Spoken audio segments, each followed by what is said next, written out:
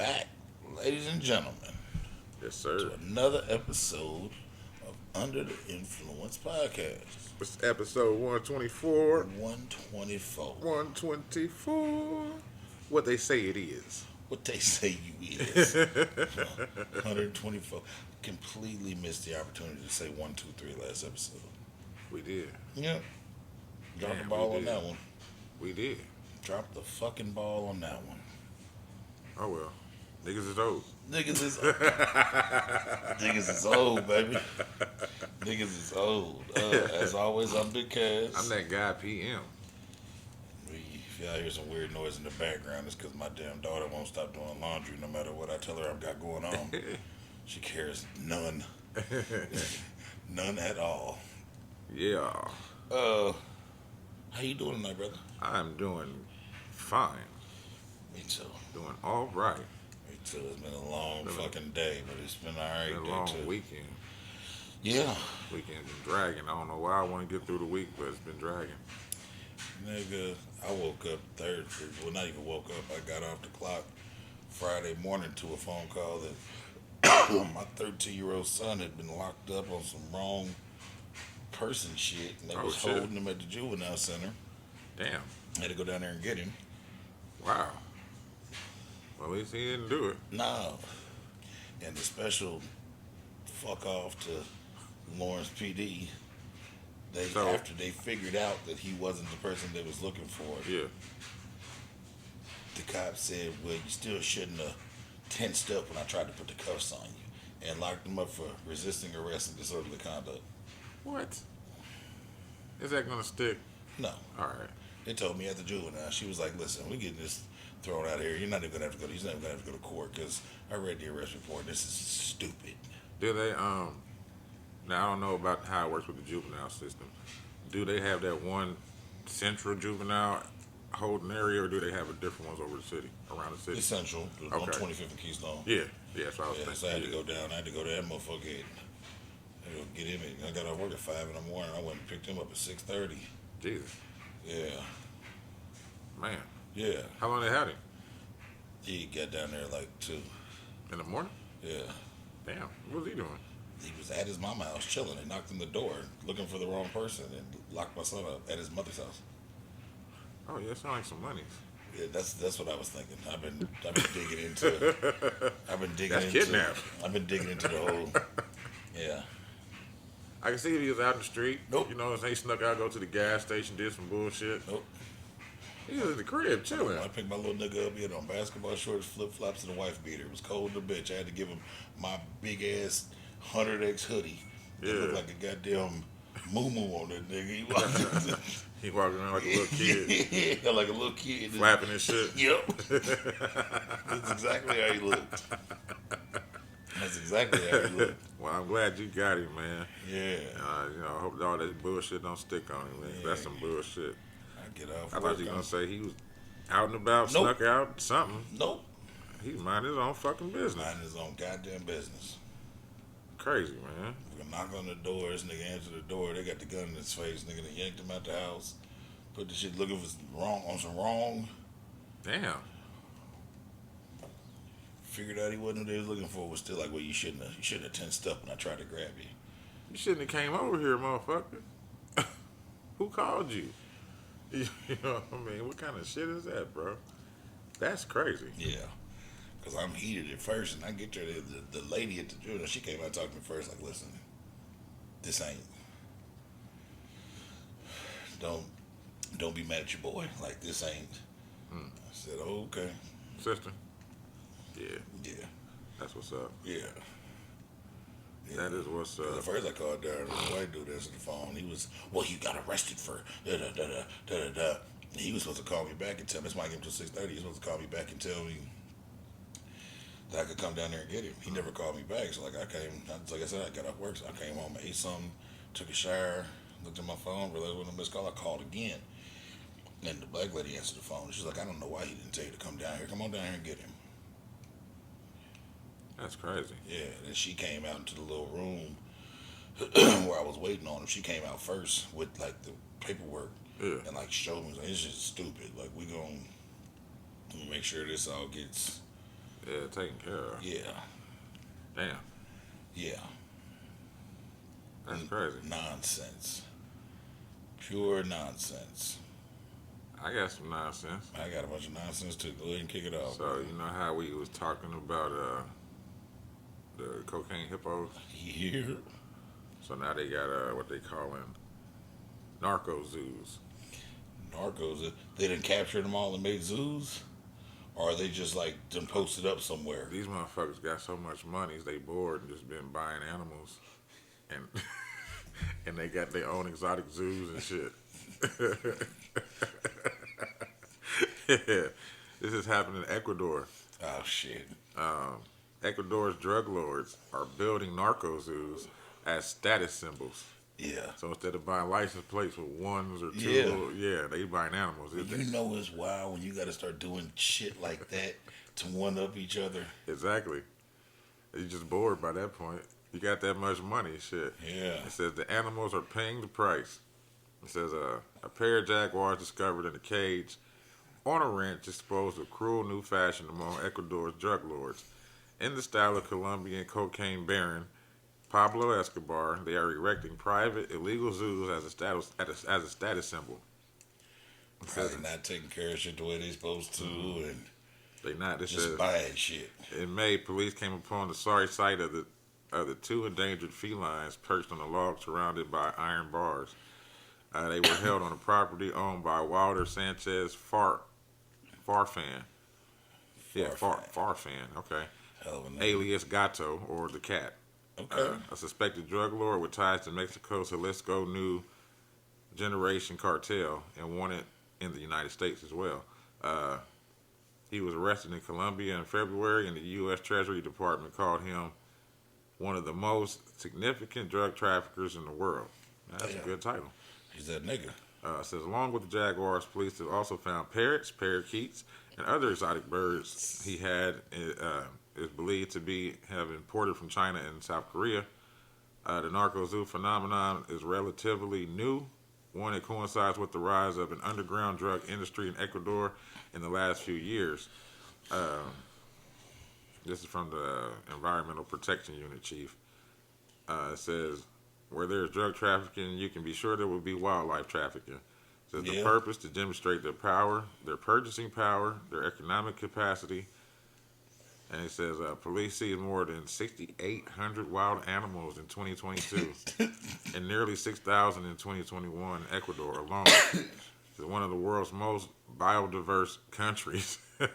It says the South American country wedged between blah, blah, blah. We don't need no history. Yeah. It says the jaguars and birds found at his property were taken to rehabilitation centers to receive medical and other attention. But in most cases, a return to their natural habitat has been impossible. Yeah, because they've been captured. And what you call that shit? I can't remember the word for it. What I can't. The same reason they can't free the shit at the real zoo. Yeah, because they desensitized. They ain't got the. And then they got the human smell on them too. And they ain't got that fight in them no more. Nope. It says police have found turtles, snakes, furs, and animal heads and other drug kingpin property on other drug kingpin properties. It says having an animal is a status symbol. It demonstrates an individual's rank within a network of organized crime and official. This is an official from the Wildlife Conservation Society. Says it says the official asked not to be named for fear of reprisal from attacking groups. Don't come fucking with me. It says owning a spotted cat, for example, is a start, but having a jaguar is more prestigious, just like expensive properties, cars, jewelry, or art. It says in Ecuador, wildlife trafficking is punishable by up to 3 years of prison, much less than in many other than other countries around it. It don't take much to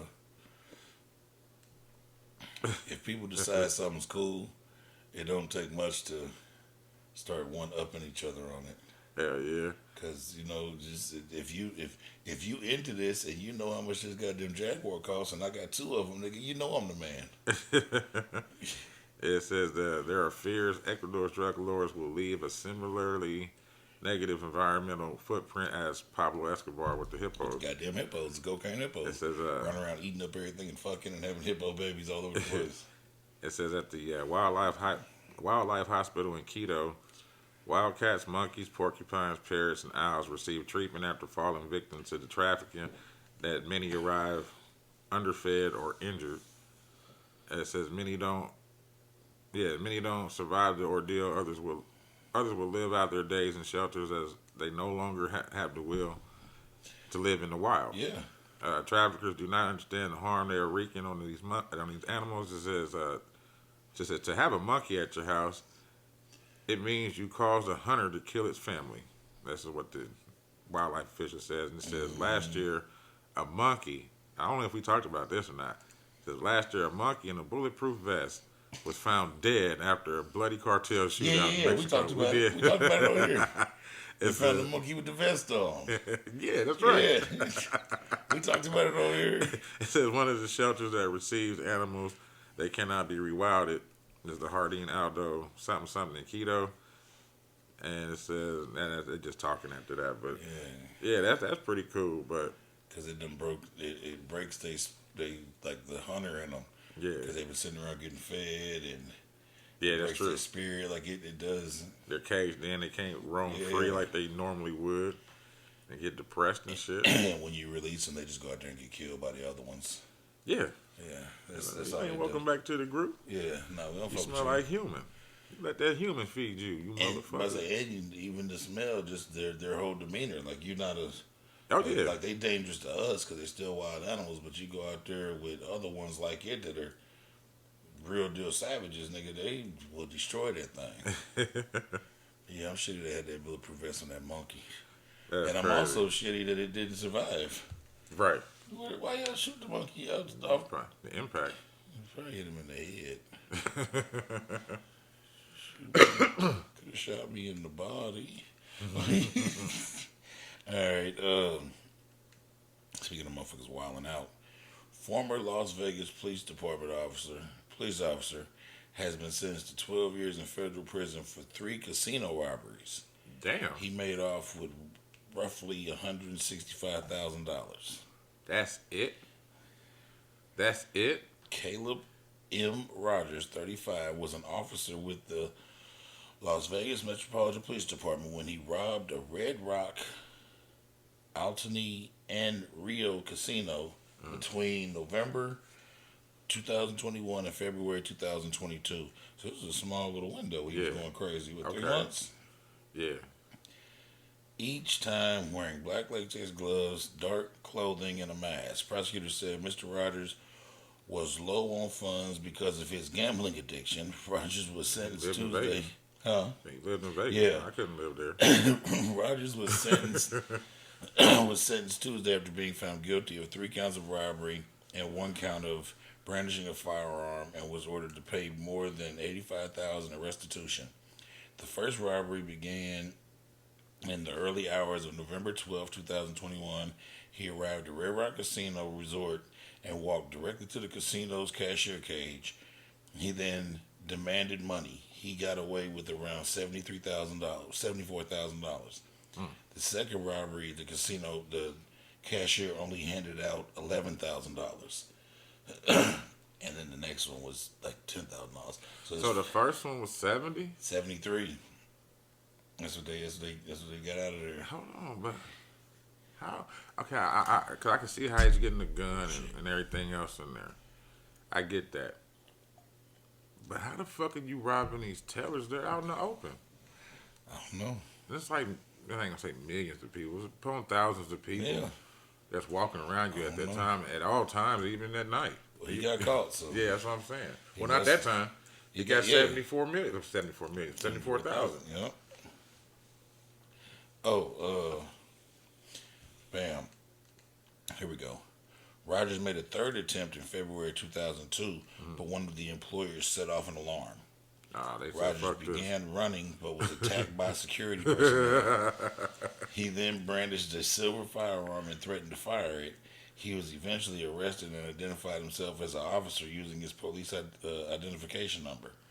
The revolver was also identified as belonging to the department.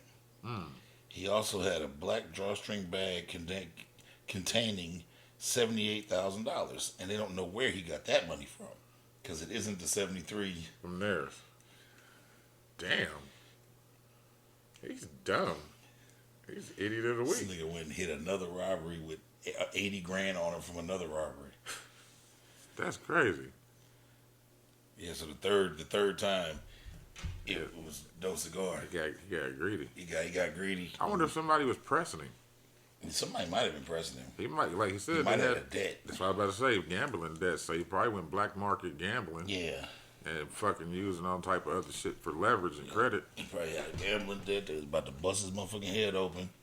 He said, "Let me go get these monies." Before they fuck with my family. So Now he in jail being somebody's bitch. yeah. And not only, I mean, like probably one of the Nah, people that got somebody. something to do with the Yeah. people you owe money to. That's like the story with they just caught this dude. Motherfucker won the lottery. I think it was like a Powerball or some shit. But after 6 months, before the 6 months was over, motherfucker tried to claim it. Okay.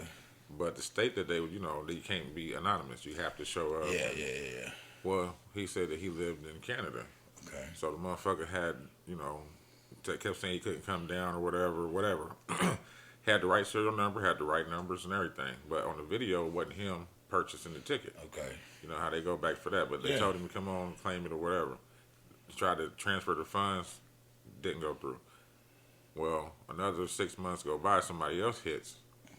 Same little situation, Yeah. same company try to transfer it to, whatever. Come to find out, they did some retro, and it was one of the peoples that worked in there on the coding.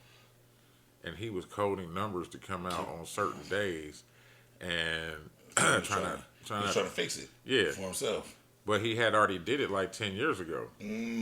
You know what I'm He's saying? trying to With re-up the scam. Yeah, with his brother and shit. And his brother ended up winning the lottery, and some other people that he knew won. They wasn't even winning big jackpot. They were winning like small millions or whatever. Yeah, because that's how you keep from getting super noticed. Yeah. He got too greedy. He got greedy and shit. So they got his ass. He got greedy. But this next one I got is called Yeah, I Sell Drugs. Ah, shit now. It's just the night of dumbasses tonight. All right, now. I'm listening. A Sheffield drug dealer filmed himself covered in banknotes. Oh, shit. That says Mustafa Mahmood, 28, recorded video. Come on, Hawk. recorded videos of it on his phone, where he boasted about earning €1,000 a day through supplying drugs on South Yorkshire. Yes, I'm a drug dealer. Officers found €3,000 in cash at his home, which doesn't sound too bad with me, along with heroin and cocaine. Okay, never mind. Yep, With the there we street go. value of up to €25,000. Mahmood admitted 5 drug charges at Sheffield Crown Court. Police raided his home on April 25th and found a wooden chair being used as a chopping board for Mahmood to cut up lines of crack cocaine and heroin. Cocaine and heroin, baby. Several wraps of cocaine were found ready to be distributed to Mahmood's 2 drug lines in Barnsley and Sheffield. Officers recovered several mobile phones on which they found his boasting videos. At least he didn't publish them. They actually had to go into the phone. Yeah. I thought he was going to say. I thought put they that was shit too. on social media. It says P.C. Garrett Webb, who was based in the Forces Operation Fortified Department, said Mahmood had been dealing Class A drugs for several months under a street name Booster. It says his run of good luck ended with the warrant executed by Fortified officers in April of this year, and the amount of heroin and cocaine recovered identified him as a well-connected dealer making large sums of money through his criminality. All right now. He was mid-level. He was the man before the man. Yeah. So I thought it was the same thing you was thinking. Yeah, I thought he put that shit on social media. He's a brother too. They just He like Jar Jar Binks. he looked like Nocturnal. Who's Nocturnal? You remember Nocturnal? He looked like Snoop. He was a rapper. Kind of, sorta. not too much, because he probably came and went, didn't he? He had one like big hit song, and it was Yeah, I like it was remember. hard. I would play it for you, but you know how YouTube do. I play it for you on the break because you don't Sound good. remember him. But he looked like Snoop. But his name was Nocturnal. He ended up getting that, digging rabbit hole, trying to figure out what happened. Niggas ended up becoming a drunk and falling off and getting kicked off his record label. Huh. Yeah. That's crazy. Yeah. Come on, fam. I got all the drugs over here. It's me, Come on, Booster. fam. Come on, fam. Smooth, Bruv. it's me, Booster. Come on, bruv. Come on, bruv. Shut your bitch ass up. All right, man. 2 men arrested after fighting each other with machetes and hammers in North Carolina. These niggas was going at it. Officers were reportedly dispatched to a residence regarding individuals who was possibly being stabbed. The first officer to arrive saw one man bleeding and armed with a machete. Yeah. Another man was found with injuries from his head and had been armed with what appeared to be a hammer. Both were treated with injuries Halloween from came the early. head and had been both were treated with injuries at a local hospital and arrested. Both men, 52-year-old Tony Frederick Terry and 53-year-old Edward Terry Jr., Grumpy old man. were arrested and charged with assault with a deadly weapon and resulting in injuries and 2 counts of assault and battery. Look at Wow. these niggas' mugshots. They whooped each other's ass. Damn. Both these niggas in oranges all wrapped up and bandaged up. He about ready for prayer. He is bandaged up. Both them niggas is bandaged So up. one had a machete and the other One had a hammer.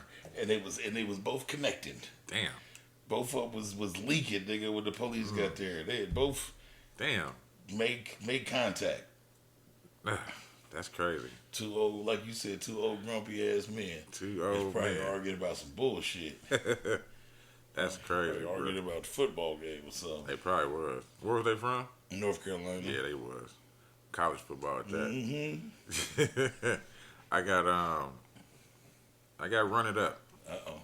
Run it up. Says a banker was fired after admitting the 2 sandwiches, 2 pastas, and 2 coffees he'd expensed on a work trip weren't all for him. Oh, he should have went bigger than that. Yeah, exactly. It says the banking giant Citibank has won an employment lawsuit against an employee who was fired along claiming expenses for food and drink for his partner during a business trip and misleading the bank about it. London-based former analyst, oh shit, Ah, fuck him. Where you at? London, Fuck him and his job. Sabok And his bitch. Siketti His had. name is fucking loser. Listen to what he did though. This is idiot night. So he had sued the bank. I got an idiot one. I'm gonna follow your idiot up. Okay. Idiot one up to everybody's an idiot tonight. So he sued the bank, For accusing firing it of unfair dismissal after being fired last year over the expenses claim. He eventually said he had consumed 2 sandwiches, 2 pasta dishes, and 2 coffees by himself during a business trip to Amsterdam, but later acknowledged his partner had shared some of the food. So in an email exchange with the supervisor, the Citibank employee said he had checked the receipt and did not see anything out of order, adding, "I was on the business trip by myself and I had 2 coffees as they were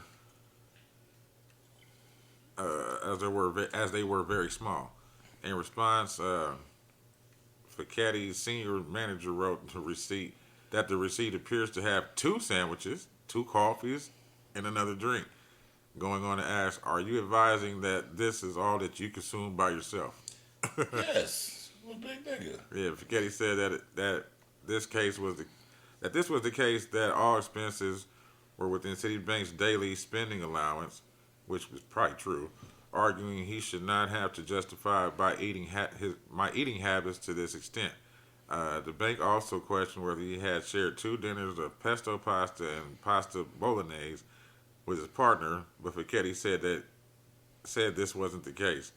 He later admitted that he shared the food that he had expensed to his employer with his partner, and was ultimately dismissed by the bank. Ficchetti argued that they were mitigating factors, including that his grandmother had died recently, and that he was on strong medication when he replied to the emails.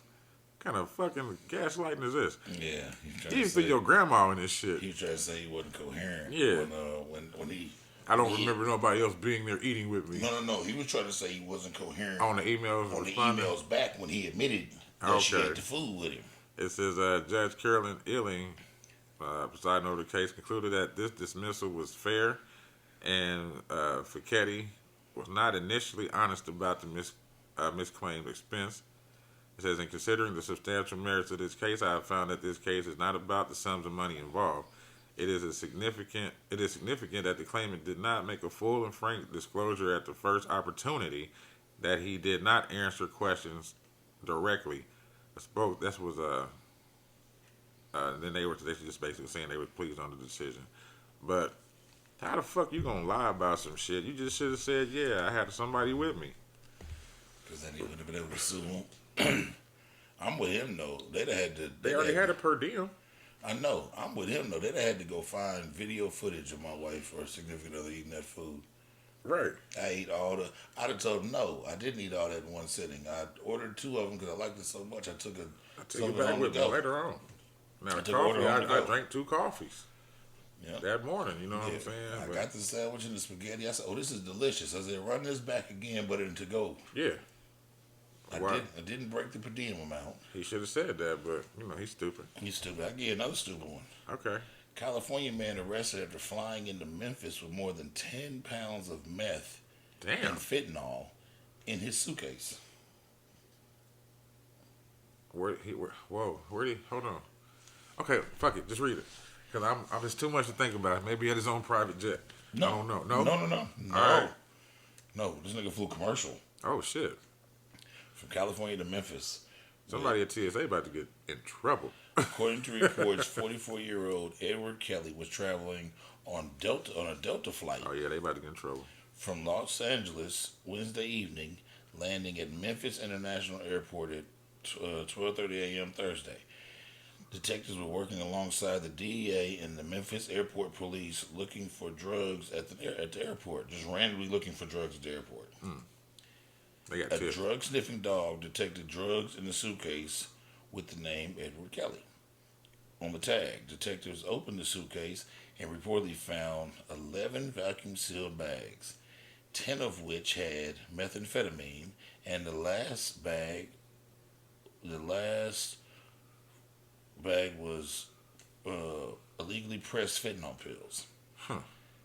They let the bag continue to baggage claim, where when Kelly was seen picking up the bag, and they arrested him. I want to see who it was. He is now charged with manufacturing, delivering, selling fentanyl, and selling possession of methamphetamine. His bond is set at almost $500,000, and he is still currently incarcerated. So here's what I think happened. The pills, he probably would have got away with. The meth. The meth. How do you hide crystals? He had him in that vacuum sealed bag. No, I'm just saying though, but when they Yeah. go through the Shit, the the X-ray. they see that shit, and they probably like, hey, Yeah. this motherfucker think he's slick. You know what I'm saying? Yeah. We're going to find out who this is when he get to Memphis. Mr. Edward Kelly. Hope he had the best peanuts and alcohol he could have on that plane. You ain't bullshit. Today is the day of the idiots, boy. This nigga owned post pre 9/11. He could have got away with that. He could have. He could have. Post 9/11, Nah, not no more. nigga, it's over. Pre 9/11, nigga, you could fly with anything. I got another short one. They ain't even make you go through. What you with the metal detector back then? Yeah. Post 9/11, pre 9/11, Yeah, you went through metal you went through a detector. metal detector. And your bag thing, but it wasn't. It you wasn't- Just, wasn't nobody really paying no attention. Shit. Only time they would stop it if they had a metallic sound from your belt buckle, usually, or change. And then what? But now you got to take your shoes off, take You your got belt off. stand in that little X-ray thing where they puff the air at you and shit. If you go through there, because sometimes you get lucky and they tell you come to the side and you go through over there. But then if you go over there, you might have a motherfucker looking you up and down like you did something. Bitch, I just got here. You know, I used to fly from here to California all the time, Right. and it was always I'd be going to Oakland, but it was always cheaper to fly to San Francisco. Right. But the airport in San Francisco, the security, nigga, this motherfucker here has nothing on that motherfucker down there, nigga. Oh, I'm sure. I felt like I was. Yo, I don't, nigga, damn near. Remember on Total Recall when the motherfuckers stepped in the little X-ray thing and they could see the nigga whole body, the bones and all that shit? That's what I felt like they was doing to me at that motherfucker, man. I didn't know how to get, but I almost got strip searched at that motherfucker. That's crazy. Yeah, that shit's I had crazy. to throw man. away a bottle of Ishimiyaki, the big bottle, because Shit. you couldn't take it on the plane. You need the travel size, and I didn't know. See, my cousin, that just happened to him on our last trip. He had a bottle of lotion or whatever. It was too big. You And know, it was on the carry-out. Motherfucker didn't even say, hey, you got to do something. He just said, Kobe, and just threw the motherfucker away. What happened was, because I didn't know that I didn't know if you like packed it in your luggage, you was fine. Yeah. I was down there in Cali and I had bought, this is, 07, 08. This is when Ishimiyaki was like a big deal. I had bought the big bottle, like $300 bottle. Yeah. And I had it in my carry-on because I didn't want it to Breaking that. bust in the luggage. Threw my shit right away. I'd have been like, hey, can I mail this to somebody? Can I mail it to me? Threw my shit right away. And I'm pretty sure they didn't throw it away. Nah, he kept that. But he kept that because I Like, didn't ooh. see him throw it away. The young dude came through with some shit. He said, ooh. I never bought another bottle of cologne every day of my life.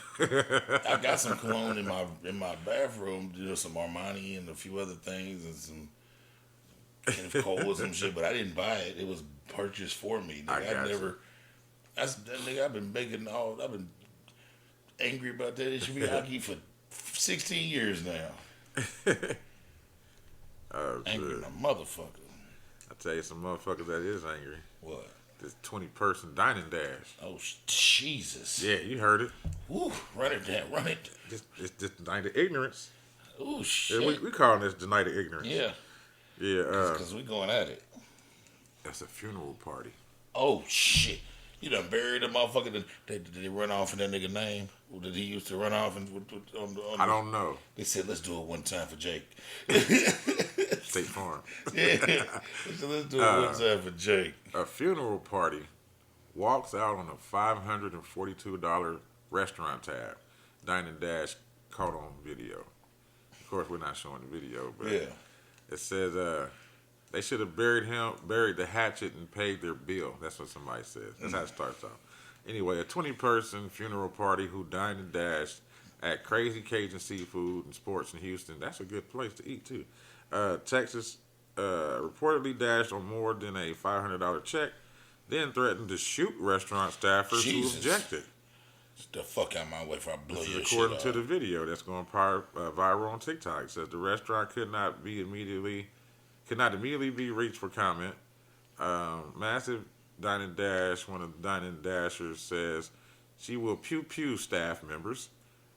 It says apparently 18 people in the group walked out without paying any of their tabs because they weren't happy with the 20% gratuity that was added to their bill. Who doesn't know about this by now? Says according to a receipt shown in the video, the meal totaled $542.67. This included tax plus an added 20% gratuity of $84.64, which is pretty much a good tip. Yeah. For a that amount of motherfucker. weight, for that amount of And that's food. not even $5 a person. Yeah. You know what I'm saying? That's 20 people she had to take care of. So it says the group that refused to pay the bill made their way out of the restaurant back to their cars. Many TikTokers who watched the clip. Nah, fuck all that. It says however the incident reopened. It says okay, so they could have left the amount for the bill without the gratuity added. Another person added no because the motherfuckers need to work. However, it says the incident reopened an old age debate for some, with one arguing that practice of tipping waiters is inherently flawed. Says raise the price of the food so your wages getting raised. Yeah, right. But No, you're supposed to tip people that help. nah, you're supposed to tip people. So I thought this was gonna go into depth about it, but there's been a lot of this going on though, and big groups of people doing it. Well, I know a few waitresses. Like, And once upon a time, my first ex-wife, when we were young, she was putting herself through school. She worked as a waitress Mm-hmm. on, full time student and Yeah. a waitress. You know what I'm saying? So that's where I got my decision to tip Oh the yeah. way that I tip Yeah. because she used to come home with these fucking war stories, and About. she would always tell me because that's when I discovered that they call a group a top. Yeah. She A would always five top, a six top. she would always have these war stories about how the big groups would be the worst tips. It'd be a top to 10 top, and they tip her $12 or some old Yep. shit. But it'd be two niggas coming in for lunch who would tip her 40. Like, Yeah. and so yeah, no, because they're already there arguing over who split what and who ate what and who did what. Mm-hmm. But that's where I got mine because I tip. We've had this discussion on Yeah. it before.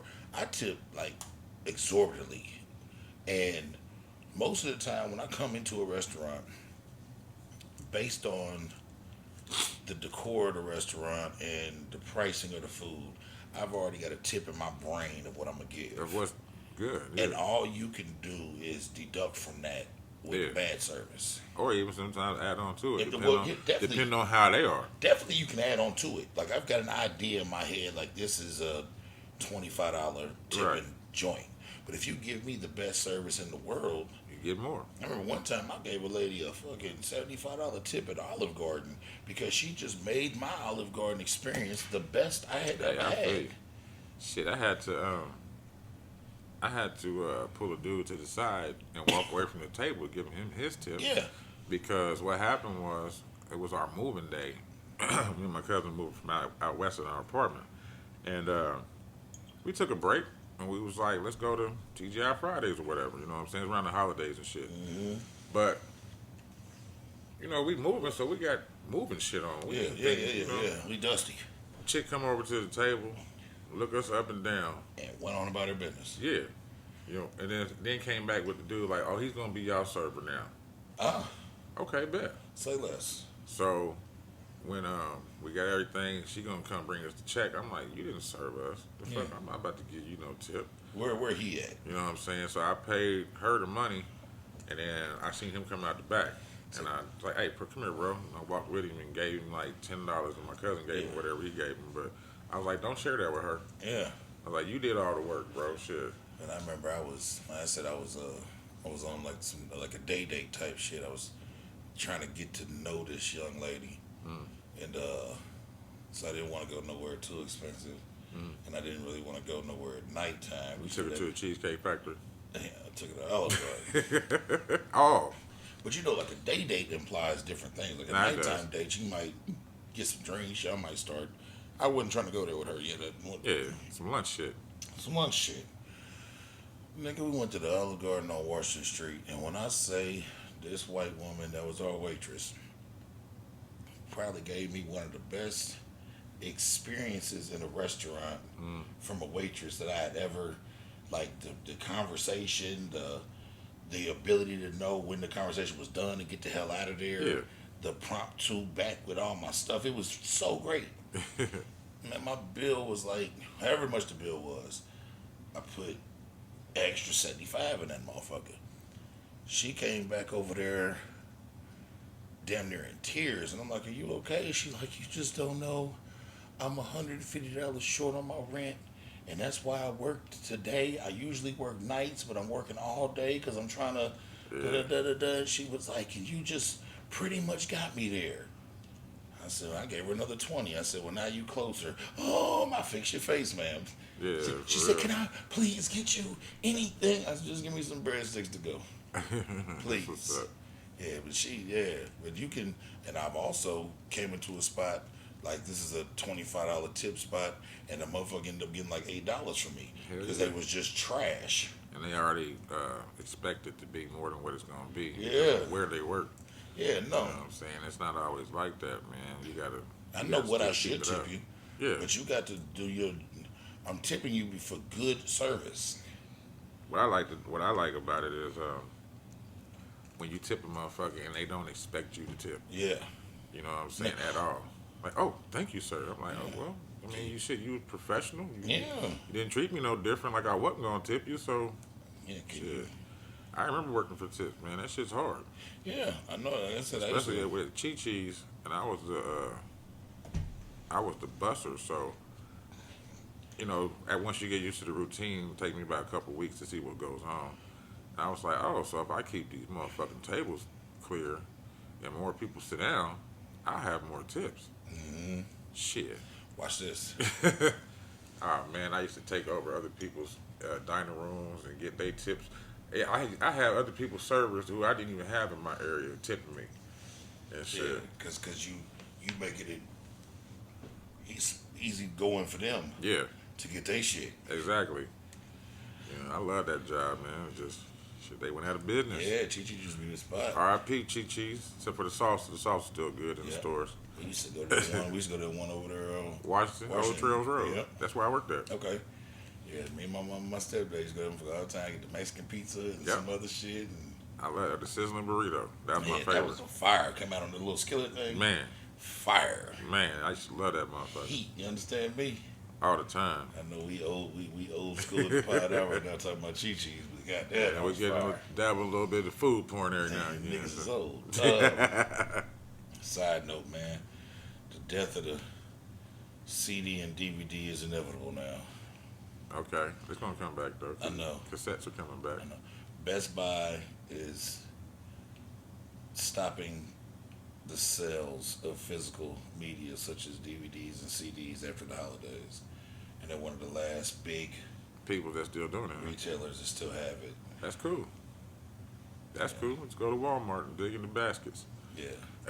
You know, Or the it's flea all, market. it's all downhill from that once the big Yeah. dogs stop.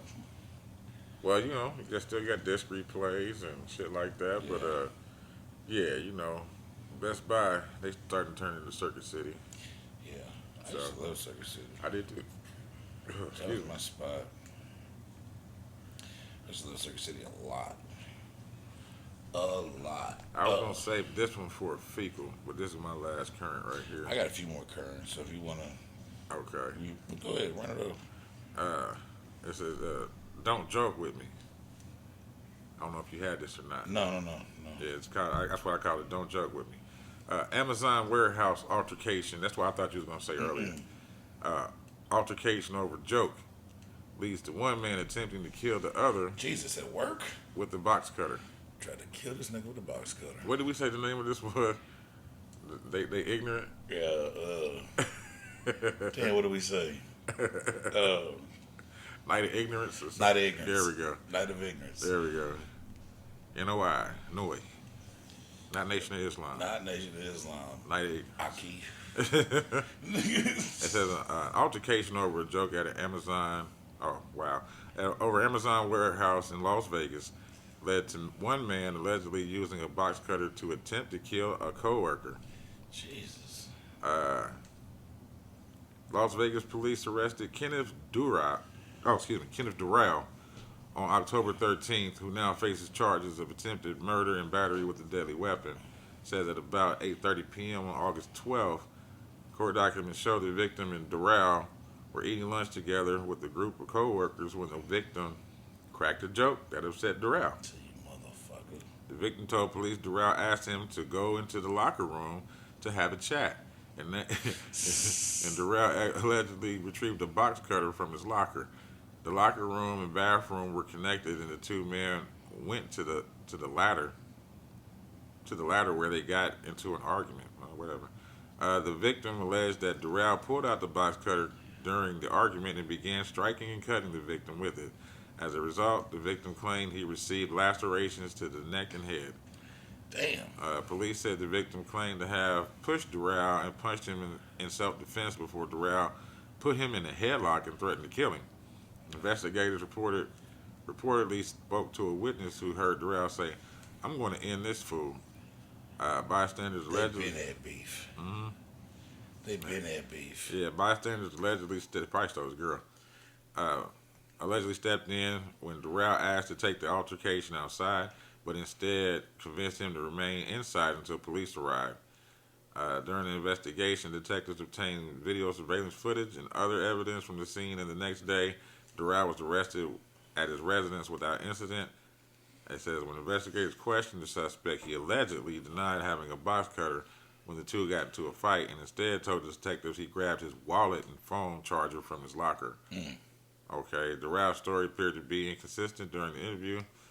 He's expected to be in court in the Clark County Justice Court on October 30th, on Halloween, for a preliminary hearing, and has been ordered to stay away from the victim.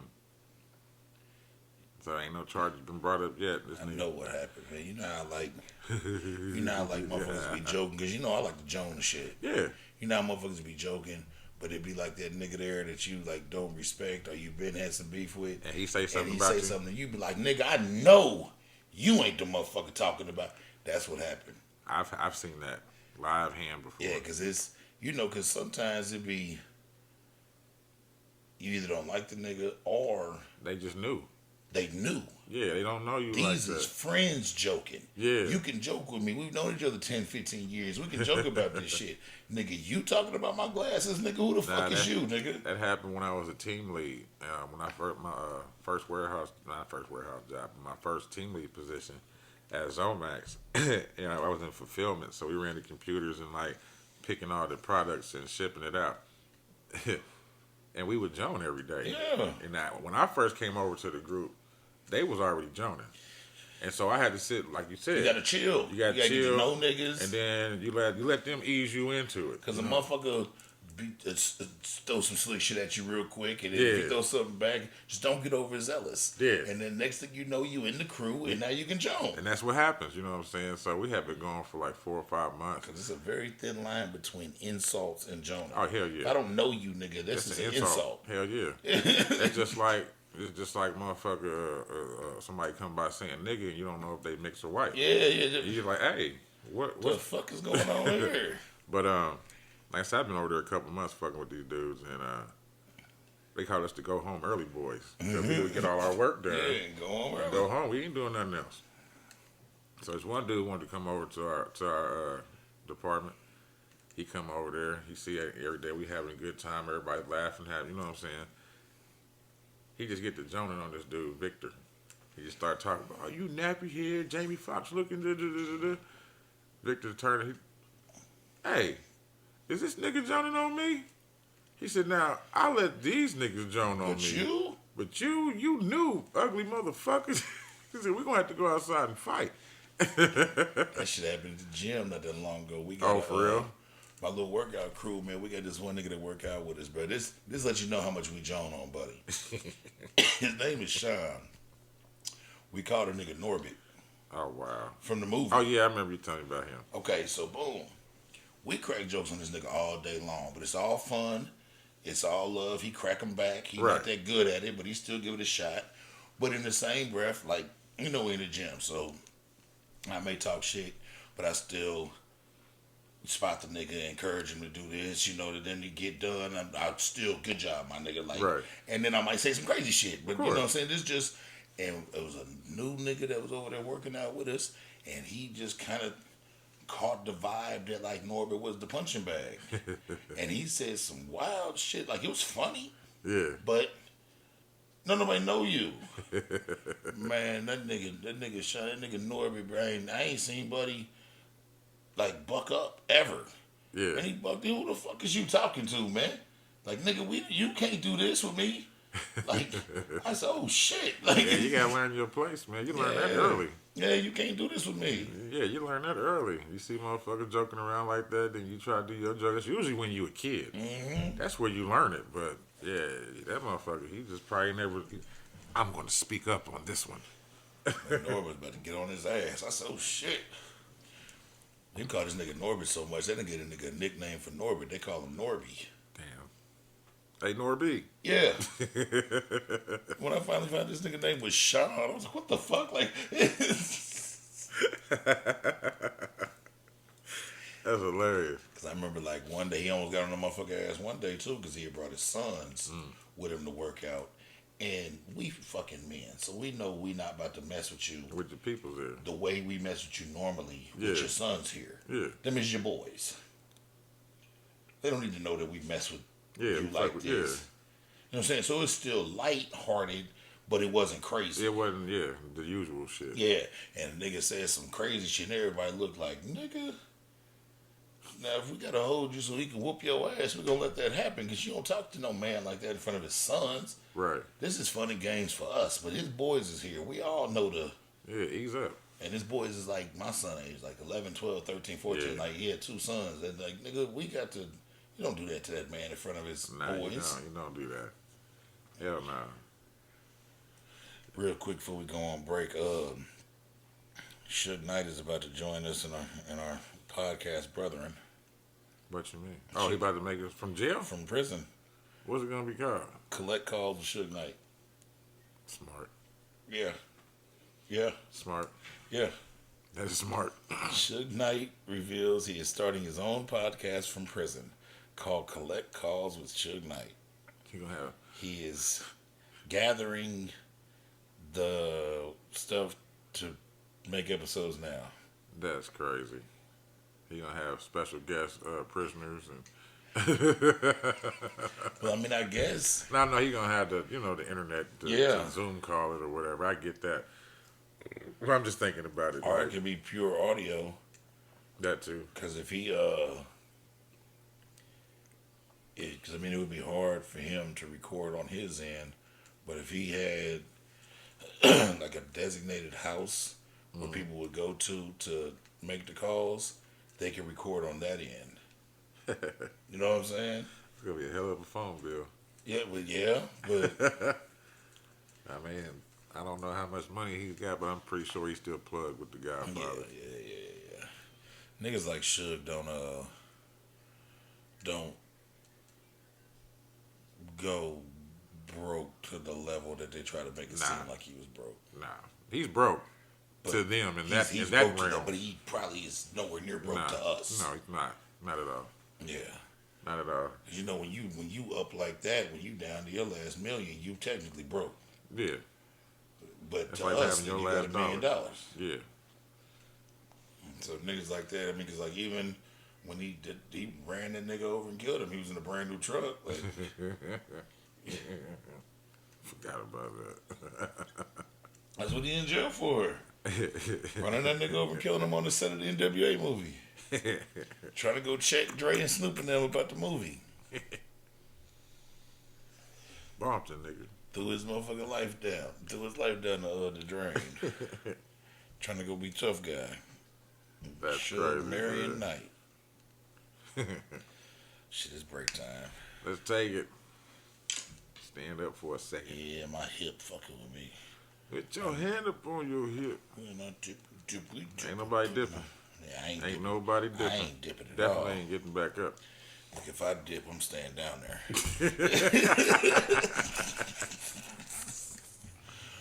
It's back and we back. Welcome back.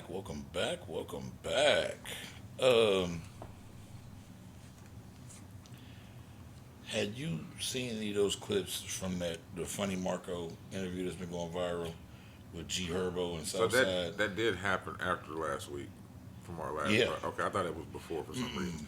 Okay, yeah, I have, and I don't like what T.I. said. What's he say? Something along the lines of know your audience or who you're bringing on your show.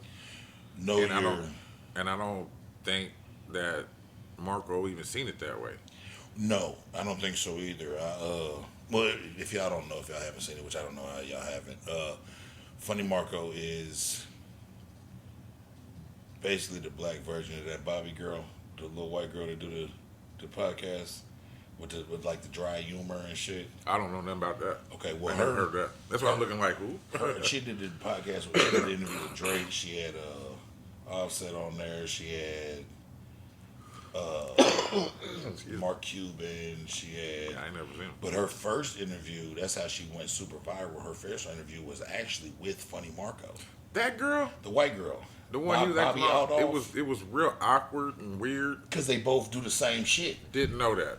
I seen that. Yeah. But I thought it was his shit. It was her shit. He went on to her shit. Okay. And they both do the same kind of weird And what's her name again? Bobby Aldoff or Okay. yeah, something like that. They both do that same weird, dry comedy shit. Yeah. So it was just like it was funny as fuck to watch because it was just both of them being dry as Yeah. shit with each other. Yeah. And that was the one where she was like, "Do you think I'm cute?" He was like, "Yeah, maybe, but Yeah. I don't think you're really cute because like I don't think you got what I need in the girl. Like I want to."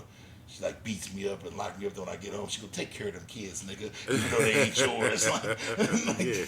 He did say that. yeah. Yeah. But them motherfuckers, man. But them niggas, they went too far. Well, the dynamic changed once G Herbo got there. Yeah. You know what I'm saying? Because at first it was all cool, normal shit. Because Southside's a fucking flunky. See, I don't know nothing about Southside. Southside's a producer. All right. It's 808 Mafia. Never heard of them. You never 808 Mafia. You never heard their little tag? They've been nigga. They big in the producer world. Where they from? I mean, he's from He's Chicago, from Chicago. too. Okay, yeah, I never heard of Yeah, 808 Southside. Mafia. Of course, I heard of G Herbo, but Yeah, and I hate his music anyway. But man, that shit they went too far. they man. did. What he do? G Herbo threw a cup at Funny Blew a Marco. cup. They broke the nigga watch. Yeah, $30,000 was a Rolex. Oh yeah. Yeah, Threw that motherfucker across the floor, busted open, and did some yeah. weird He shit. gave him the money back though, but still, like you. I think like even there's a scene like where them niggas got drunk. Yeah, and they got was- too drunk. and they was joking and went too far, and I don't think they intended to go that far, but it did. You're right. And like there's one like scene where like Herbo's stand up and like that look like all bullshit aside, like I respect this nigga, blah blah blah. Right. But like it was a little too late. Like it was, It was too way much. too late. Yeah, It was too much. and you know, a lot of people don't really like that dude, man. Herbo. Yeah. I don't like. I don't like him. You No, know what no. I'm saying? Only song that I liked him on was Nardo Wick's Who Won't Smoke. I'm surprised you listen to Nardo Wick. Just that song. I don't like Nardo Wick. I like that song and whatever the other one is, something about, I can't even remember what the fuck it is, but, cause I stopped listening to it, but, yeah, that's the only reason I even listened to G Herbo. Like, I tried to put on some of his music, can't do it. But I think he's like the 2023 Silk the Shocker. He's never on beat. I mean, I don't know, I think Blueface got him on Facts. But it always tickled And I like me. Blueface. But it always tickled me because the nigga's Instagram hashtag is No Limit Herbo. Really? So like, yeah. So He's like, for No Limit? no. Huh? Well, why is it? Oh, that's the name of they. Yeah. They I don't know if you want to call it a gang or whatever up in Chicago. That's right. I forgot about that. From where they from, they Yeah. little area and shit. Man, that was too much. Just as podcast hosts, bro. Like if we salute to Funny Marco for keeping it 100. professional. I mean, he did tear up though. Yeah, because I mean, he teared up like a motherfucker. because I mean, he ain't that type of nigga. I know it, but it's just it was sad to watch that. It was like, Well, because I think that's the real problem. Because if like they went into like a podcast where Noriega. like if they went to Drink Drink Champs Champs, and yeah. did that, they would be met with different. Oh, of course. And they know that. Yeah. So you went and fucked with the nigga you knew nice, funny nigga, who's just a great guy, who Yeah. just is funny. Everybody loves Funny Marco. He don't do no weird Eric Andre shit. You know, he's not gonna come out with a nigga damn near naked hopping on your lap. Even like besides that, like I've been listening to a lot of people talk about the situation, and a lot of motherfuckers is like talking about Marco like behind the scenes Yeah. and how just nice of a guy he is. He don't want no problems. Wonderful guy, just enjoying life, making people laugh, enjoying his amount of fame that he has, and providing for his family. Right. So when you go fucking with a nigga who's just pure like that, bro, like Yeah. y'all got energy for a nigga. But the thing is, I know you niggas wouldn't have that energy for nobody that was about that action. Nah, they wouldn't. They wouldn't have did that nowhere else. That's Like why if I they said came Drink on this Champs. motherfucker, we'd have beat them niggas up in this front row. Ah, hell yeah. You can toss no damn cup at me. Stomped all on them niggas in I that be owing motherfucking you a front new row. table. Yeah, nigga, we done took it out their ass. You don't know me a table. All's fair in war. We done took it out their So ass. they hit me with that cup. Boom. Oh, really? Soon as you threw the nigga through the table, I'd have gave him 4 extra stomps to make sure to do the math on this table. Nah, seriously though, man. Yeah, like you But it's said, all if you- about conducting yourself in a proper manner. Like I said, if had Cause like even the jokes and shit was cool, but Yeah. the physical shit was where it went too far. That's where it went too far. Had Marco had, like I said, he had done some Eric and Andre shit. Yeah. And had motherfuckers touching on you, doing shit, Yeah. trying to be naked on you or whatever. Yeah. You got the right to act like that, but Because even if it's like even the shit with the watch happened when that they was weren't that was offset. they weren't filming. Yeah, that was off- You niggas are behind the just scenes. doing shit. Let me see that watch, man. He said, "This motherfucker ready." Blink, blink, you can hear it break. Yeah. I was like, damn, that's some rude ass shit right there. And for a nigga who's just, I mean, I don't know, I don't want to count Funny Marco's pockets, but I mean, He's got clout. but he's up and coming. Like He's up and coming, but yeah, he's still got that probably clout. actually got some money now, but it's recent money. Yeah, it's recent. So for a nigga with recent money, $30,000 watch, you talking about a nigga who 2 years ago probably have was shit. trying to figure out how to buy Newports, nigga, and now all of a sudden I Sleeping in got his this car. $30,000 Rolex, and you gonna break my shit? Hey, they'll get theirs. Yeah. They will. Somebody gonna check them. Funny part is, like, I don't even. Well, it ain't gonna be Herbo about to go to jail. Oh, for real. He got found guilty on some Oh, the fraud scamming shit. Yeah, the scamming shit. He's found guilty. He about to go do some time. He just ain't turned himself in yet. Well, hey, And I always thought Southside was a hoe. He's a fucking flunky. see, I never followed that dude. That's my first time seeing him, really. Yeah, 808 I just Mafia. like, who the He fuck always is this on motherfucker? he always on the internet beefing about women. Huh. I'm getting sick and tired of that shit, too. Yeah. Every fucking other channel on YouTube is always talking about relationship problems or men and women. And man, just let motherfuckers live. Shit, so much of this fucking toxic ass shit out here. Yeah. You know who Lex Luger is, the producer? No. Okay, because it's 808 Mafia, Southside, TM88, and Lex Luger. Never heard of them. And they I probably heard they shit, but not really. yeah,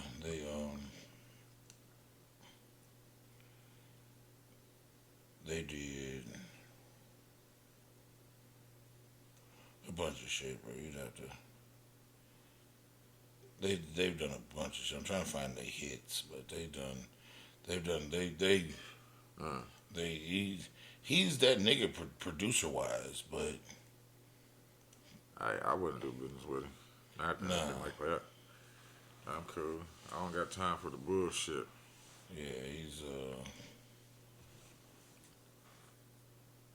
but yeah, so yeah, It just reminded me of like when you don't, when you was little, all the older kids that come fuck with the young kids.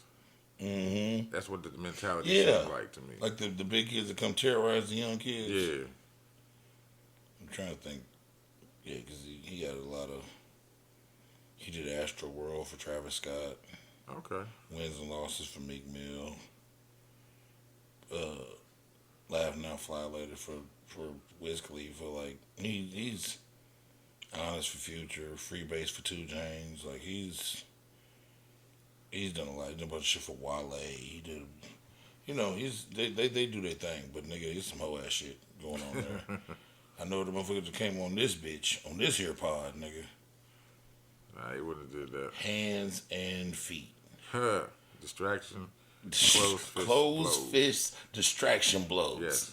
All over the motherfucking place. You understand me? But yeah, I wanted to get your insight on the CFDB.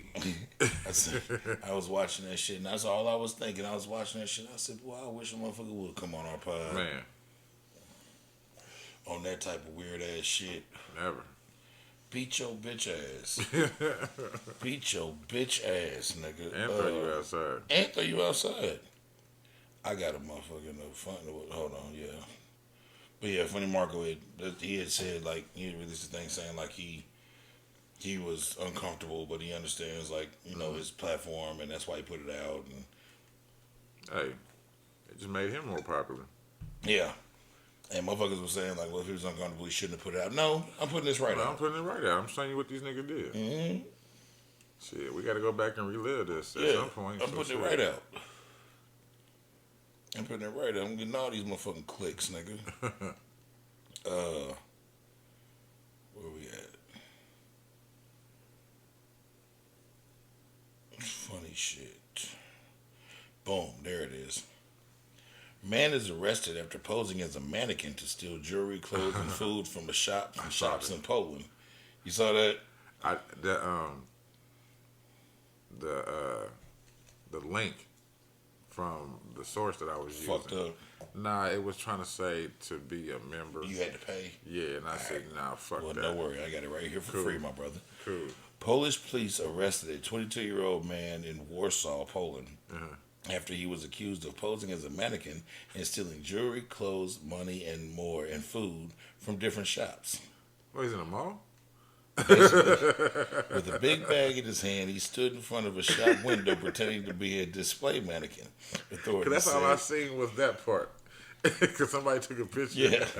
Authorities said in a statement the suspect apparently went unnoticed by staff and shoppers as he stood frozen in the window in an effort to blend in with mannequins.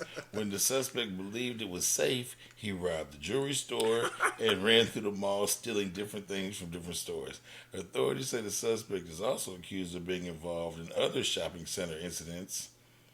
In situations, the suspect ate at a bar, changed into a new set of clothes, then escaped under the store's partly open gate door before eventually returning for more food. The suspect, who remains unnamed, has been charged with burglary and theft, according to reports, and he's been remanded in custody for 3 months and faces up to 10 years in prison. How'd he get caught?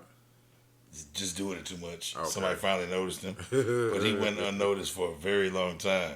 My nigga got the mannequin challenge down pat. What you doing? Like, I'm going to work. I'm going to work. Where you work at? Ah, man, I do a little modeling. Yeah, a little modeling. Stand in front of Saks Fifth, holding this bag for 14 hours until. How much you make an hour? Ah, man, it varies. Just because it's in my phone, I'm going to mention this. All right. Off camera, PM was on a road trip and he told me that he saw a place called Uranus Chocolate Fudge Factory. And I couldn't believe it. So I said, I didn't have my phone in my pocket at the time. I said, I'm going to go in the house and I'm going to Google it. So I come in the house and I sit down and Google it. And to my surprise, here in Indiana, it's a place called Uranus Fudge Factory. And their slogan is the best fudge comes from Uranus. Bro said I was on the road, I saw a sign, there's a fudge factory called Uranus.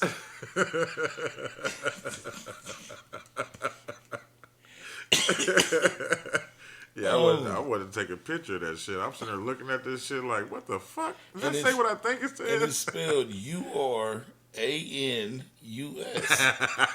Uranus. Fudge factory. Well, I think that's how you spell the planet too, but I'm not sure. Whatever. They know what the fuck it means. They know what they're saying. Oh, man. But the reason I had to bring it up is because the slogan took me out the fucking game. The best fudge comes from Uranus. And this has been their slogan since January 30th, 2019. Oh, they're that new? Okay, I thought that. It makes sense then. That's why I ain't never heard of them. Oh, my God. Oh, man. Imagine you get in there and they be like, welcome to Uranus. Would you like your fudge pack today? No. Leave my fudge the fuck alone. That's what they going to do. They're a fudge company. Freaky fuck. I bet that's something they say. I bet I almost bet it. Leave my shit unpacked. Leave it just out in the open. Just slide it over I to can me. just see it. Would you like your fudge pack Like today? your fudge pack today, individually or in bulk? And it's in the shape of turds. No.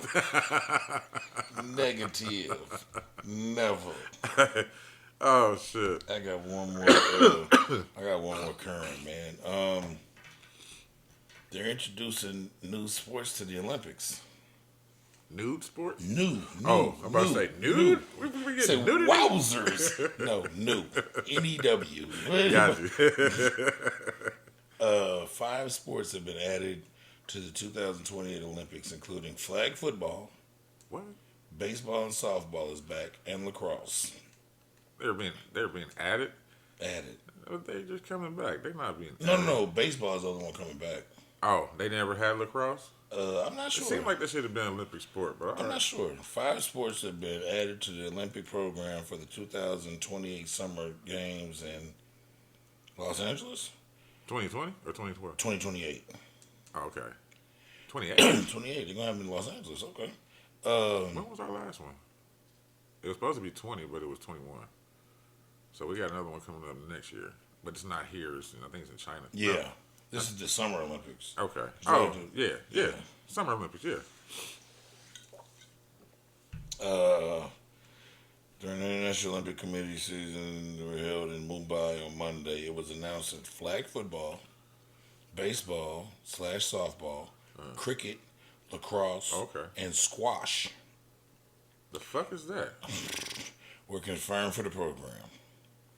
President Thomas Bach said in a statement, "The 5 sports are in line with American sports culture and will showcase iconic American sports to the world while bringing international sports to the United States."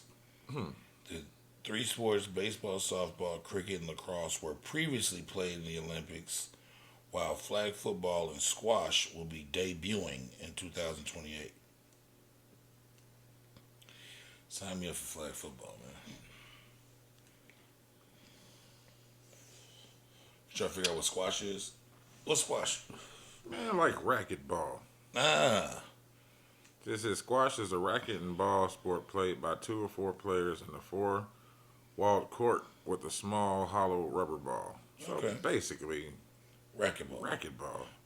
Okay. That just might be the proper name Squash. for it. So we Well, call I'm it. pretty sure there's some type of different little couple nuances that make it to defer the sports to 2 different sports, but yeah, essentially racquetball.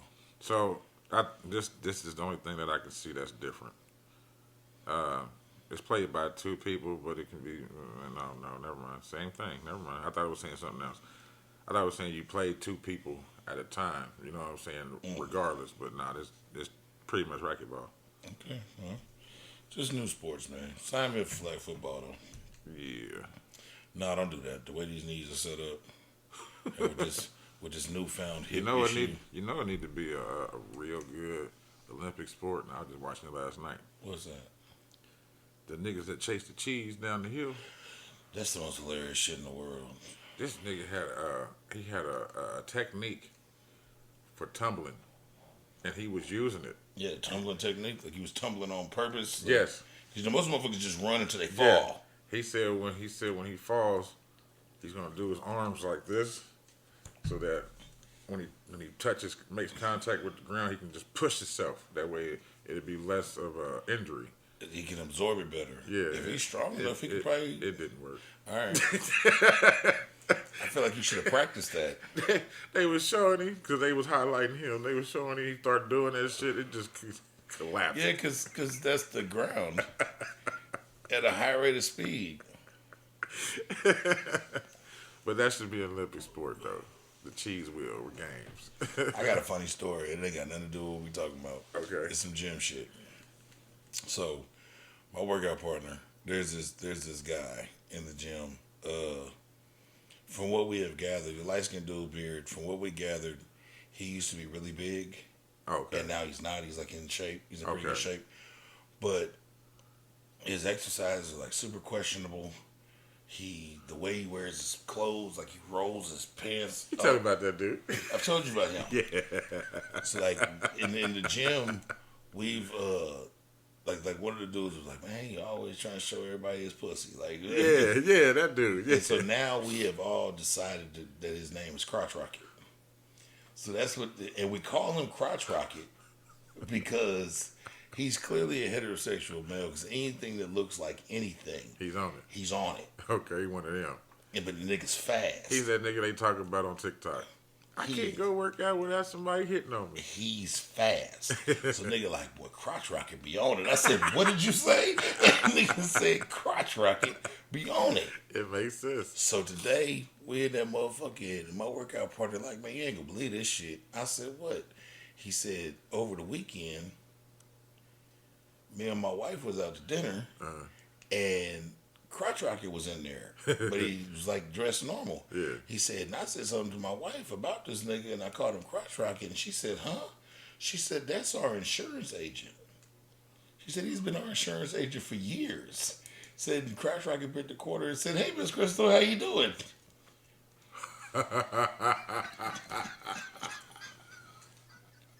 I said, so Crotch Rocket is Jake from State Farm? That is hilarious.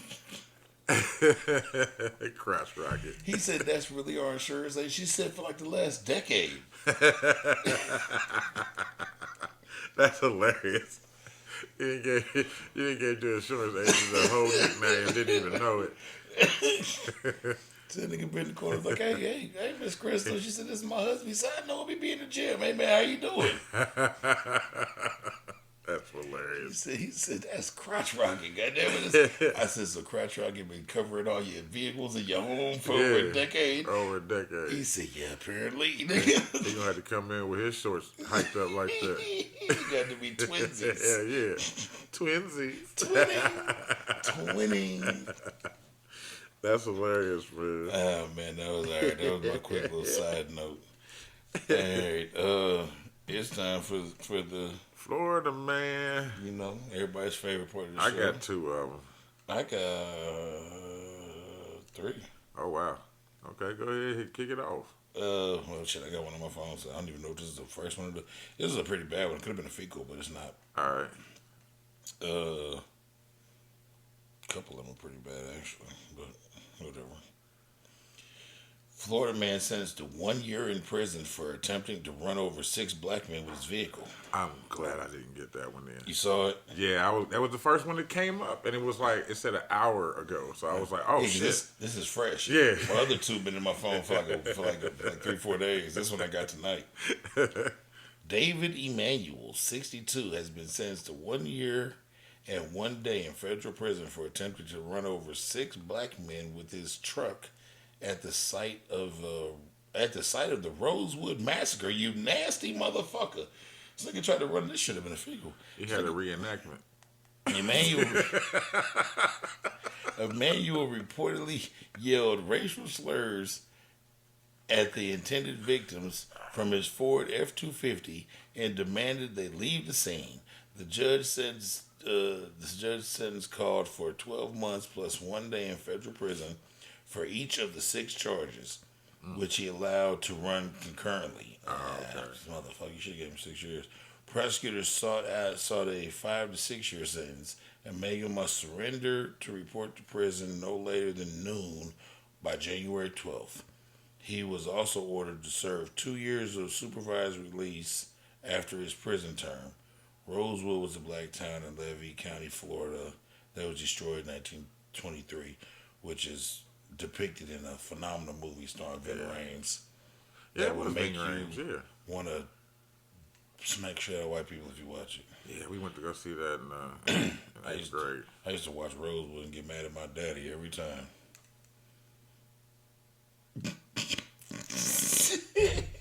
I'll tell you the truth. I used to watch Roots, Rosewood, Malcolm X, and I would have beef with my daddy every weekend. He'd be talking to me, what the fuck you want? Nigga, I'd be mad as hell at my daddy.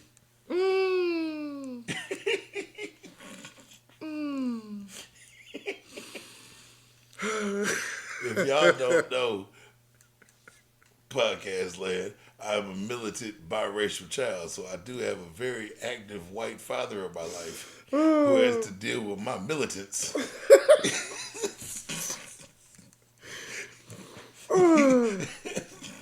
I was not expecting that. Wow. And shout out to my daddy because he just be supportive as fuck. I'm like, crack ass crack. He be like them goddamn crackers. I'm like thanks, Pops. That's what I call him white folks. Thanks, Pops. Oh my God. I appreciate it. That's why, what was my man's that be making all the super eloquent speeches and shit? He used to be on one of them doctor shows. The light skinned nigga with the green eyes, and he always be on like the award shows making. Man, he's looking horrible now. Which one? Is it the light skinned dude with the green eyes? He used to be a movie star, actor. Yeah, but Kind he of look like a Shamar Moore mixed with a People Bryson type yeah, motherfucker. yeah, the super eloquent nigga. He's like a militant ass light skinned nigga. They're not the nigga from Barbershop, is it? No, Okay. not I'm gonna say he's doing horrible that now. was that nigga that was fucking Halle Berry for a while. He's still doing great financially. Is he just looking?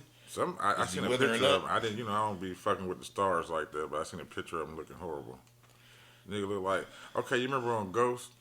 Yeah, Yeah. On Ghost, the motherfucker that they was chasing around the city, Bobby or whatever the fuck his name is. yeah. That's what he looked like. His hair all greasy and shit.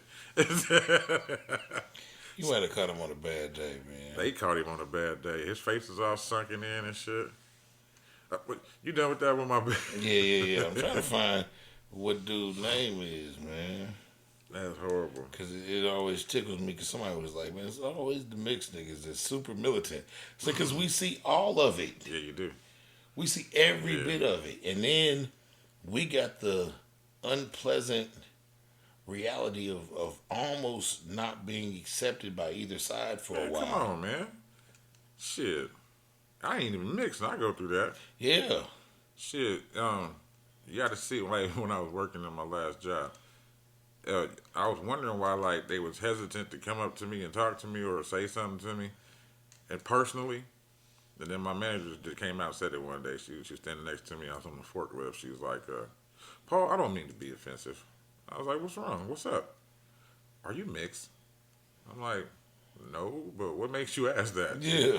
She's like, well, because you're so fair skinned and talk good, and I was like, oh, I'm educated, but no, I was like, my dad was dark as hell. You know what I'm saying? This is the nigga right here. And of course, it didn't take me to his. Because this nigga I'm talking about, man, he's like super militant, but he's, well, I can't find him now. They had the nigga on the caveat of the thing, and then they didn't show him. Mm-hmm. I was trying to get it. There he is, Jesse Williams. This nigga. Who's that? He was on one of them. He was a doctor on like ER or Grey's Anatomy or one of them shits. Mm-hmm.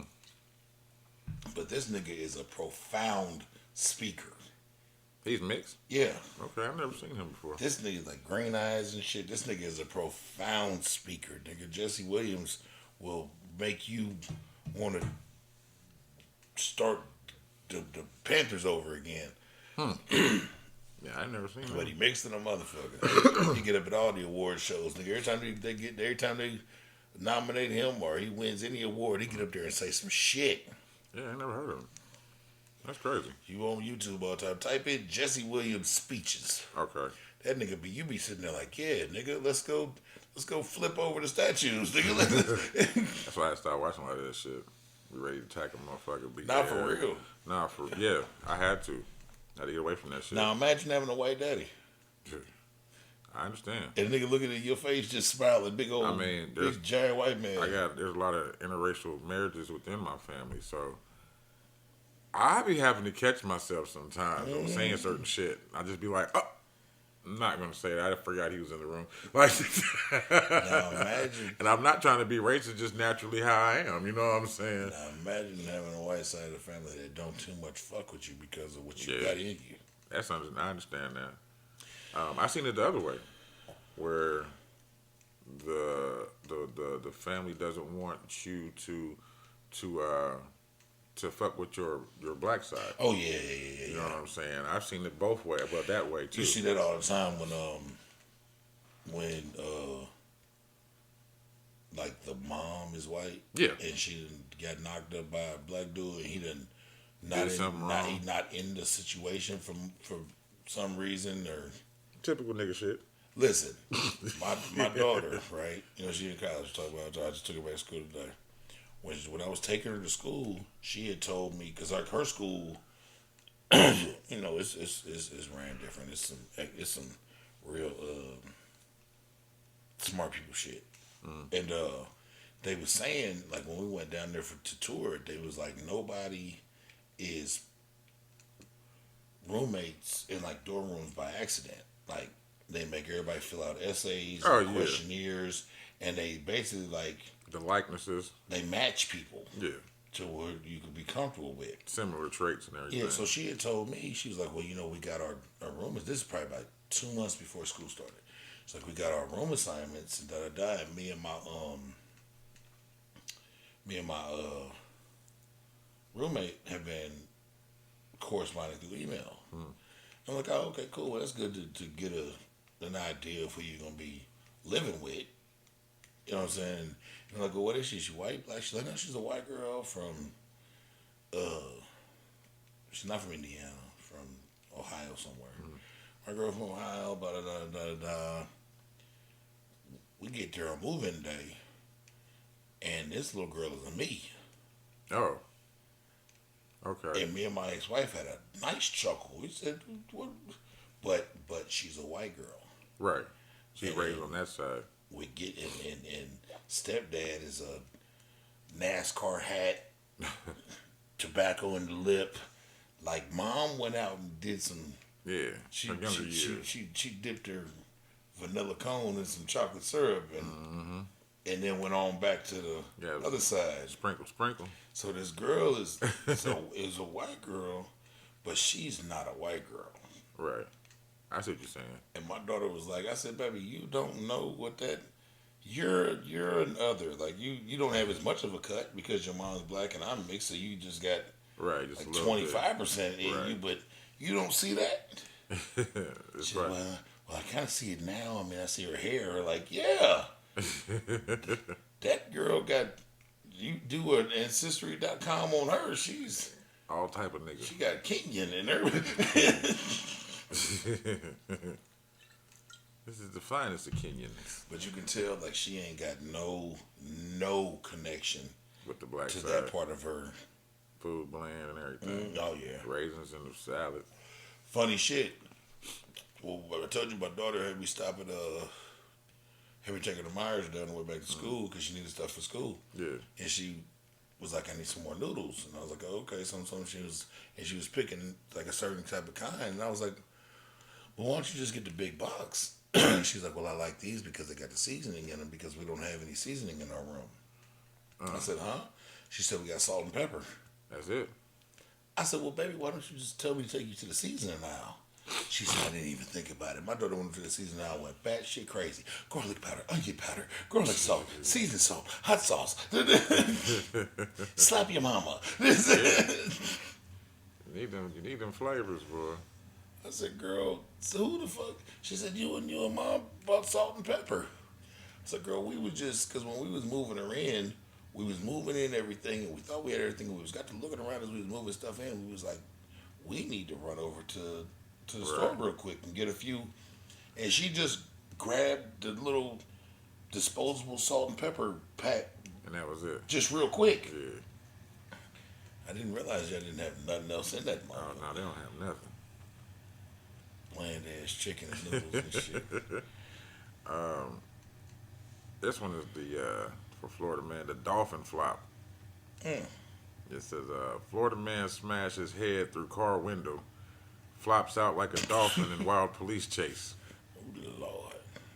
An intoxicated Florida man that desperate to escape pursuing cops ditches his car Sunday after a lengthy police chase, but not before headbutting the window to flop out like a dolphin.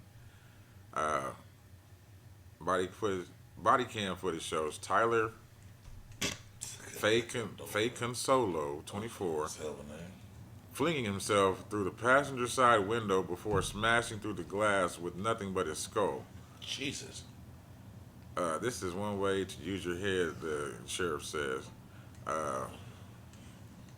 Consolo immediately bolted and continued to flee on foot. He did not make it far before a canine forced him to submit to officers. He was taken to the hospital where he allegedly admitted that he was high as fuck. As a kite. Police High as have been giraffe pussy. they've been hunting down fake Consolo for several miles since catching him driving erratically upon leaving a gas station in Ocala. Body footage shows the allegedly intoxicated driver swerving in and out of his lane including onto the opposite side of the roadway and through large swaths of greenery. At one point, the runaway driver almost struck two individuals who were parked at a trailhead. What the fuck is a trailhead? He plowed. He allegedly plowed through. The entrance of a trail, like to go to a camping ground. Okay. At times he topped speeds of 100 miles per hour as he fled. It says in separate attempts to stop him, officers conducted a pit maneuver and laid down stop sticks, but the fugitive continued speeding with four flat tires and his rear bumper dragging along the road. He was on that bullshit, wasn't he? Yeah, it says the vehicle was disabled when he smashed through a residential fence that was laid in concrete. Let's see. Hold on. All right, two more pages. It says, this is where Tyler used his head, but now you should. He headbutted the passenger side window and came flying out like a dolphin. But in a Tyler fashion, he stopped using his head once again and thought running from a K9 was a great idea. The K9 Jet can be seen in the video chomping at his upper legs, and the officer fucked him up. And officers raced to catch up to the dog. He's biting me. Stop! Oh, he's biting me. Please stop him, please. That could be heard from Faye Consolo until he's caught by deputies and handcuffed. Then he tries to tell officers somebody tried to rob him, to which an officer replies, okay. He was charged with driving under the influence of alcohol or drugs, aggravated fleeing with injury or damage. Yeah, aggravated fleeing with injury or damage and resisting without violence. His bond was set at $53,000. His next court date is November 14th. Florida man. Okay. Yeah, he did the dolphin flop out the window. Now he was trying to escape out the window. But you degrade that man like that. I'm going to read the initial start of this story, and I'm going to show you this girl mugshot so you can understand she meant everything she did. Florida woman arrested for allegedly shooting and killing a 19-year-old with a rifle while filming TikToks. Damn. Now look at her mugshot. Yeah, she did. She meant that shit. Yeah, like she got a fishbone stuck in her neck. Mariah Clayton, 20, was did arrested nearly 5 months after she allegedly shot and killed a 19-year-old girl with a rifle while she was filming TikToks. She shot and killed her? Back in May, officers responded to a hospital in Jacksonville where they were notified of a shooting victim that was driven there. The victim was found with a single gunshot wound to her abdomen and died from the injuries. Officers detained the driver and the other passengers in the car. The driver and passenger, identified as Clayton, originally told officials that they saw the victim suffering from a gunshot wound as she was walking on the sidewalk. They told investigators they picked her up and took her to the hospital. The driver told investigators that he wasn't in the apartment at the time of the shooting and didn't know what happened. Police said his cell phone location data corroborated his story. Clayton spoke with officers after she was arrested. Clayton said that she and the victim and the other man were in the bathroom filming TikToks with a rifle. She reportedly handled the rifle inappropriately, even after she was told that she shouldn't be playing with it. Officers said while Clayton was holding the weapon, it discharged, striking the victim. Her bond is set at $250,000.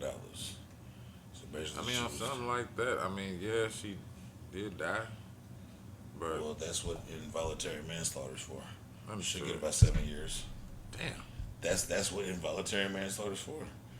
For 7 years? 7 to 15. Oh, that's the minimum. 7 to 15. Involuntary manslaughter is when someone dies when there was no intention of someone dying. Right. Man, that's crazy.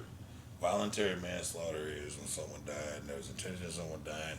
Aggravated manslaughter is when, like, a fight happen. Yeah, and that person dies from the fight. Yeah, So like you punch a motherfucker and they hit the head on the that concrete. could be aggravated manslaughter because like you intended to hurt that person, you just intend on them to die. What if you was in self defense? It's still the same. No, something's different. But Okay.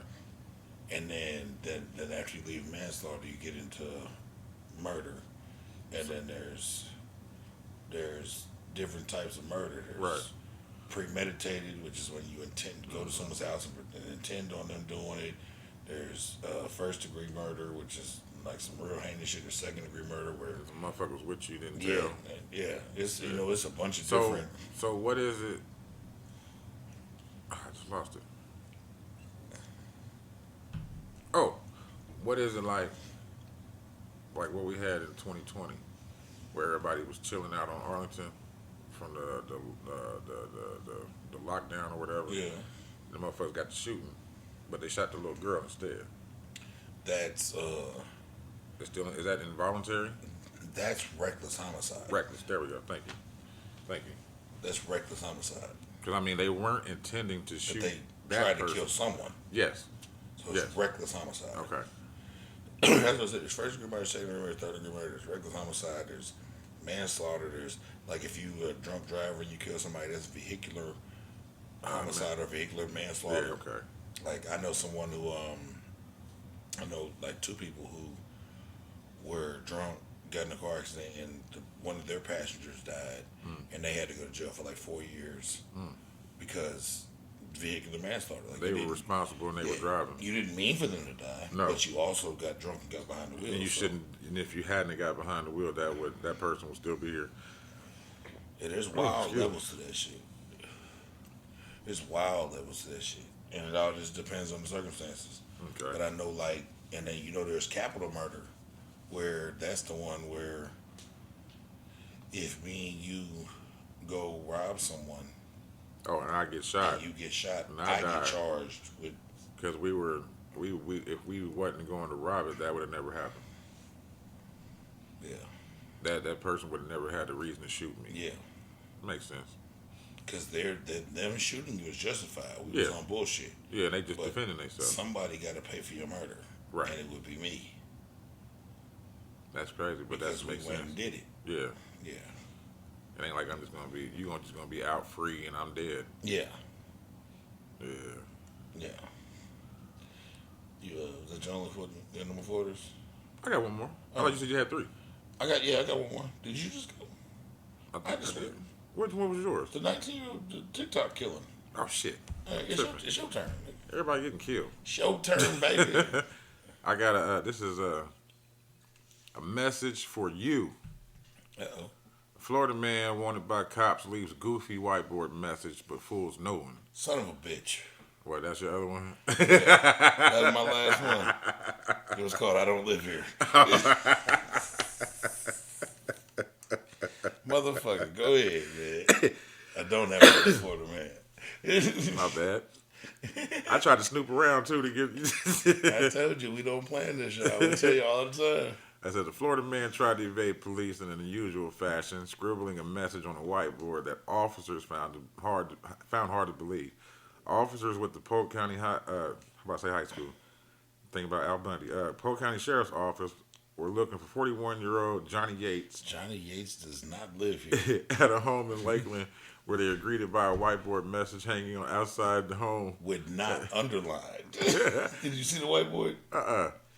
Johnny Yates does not live here.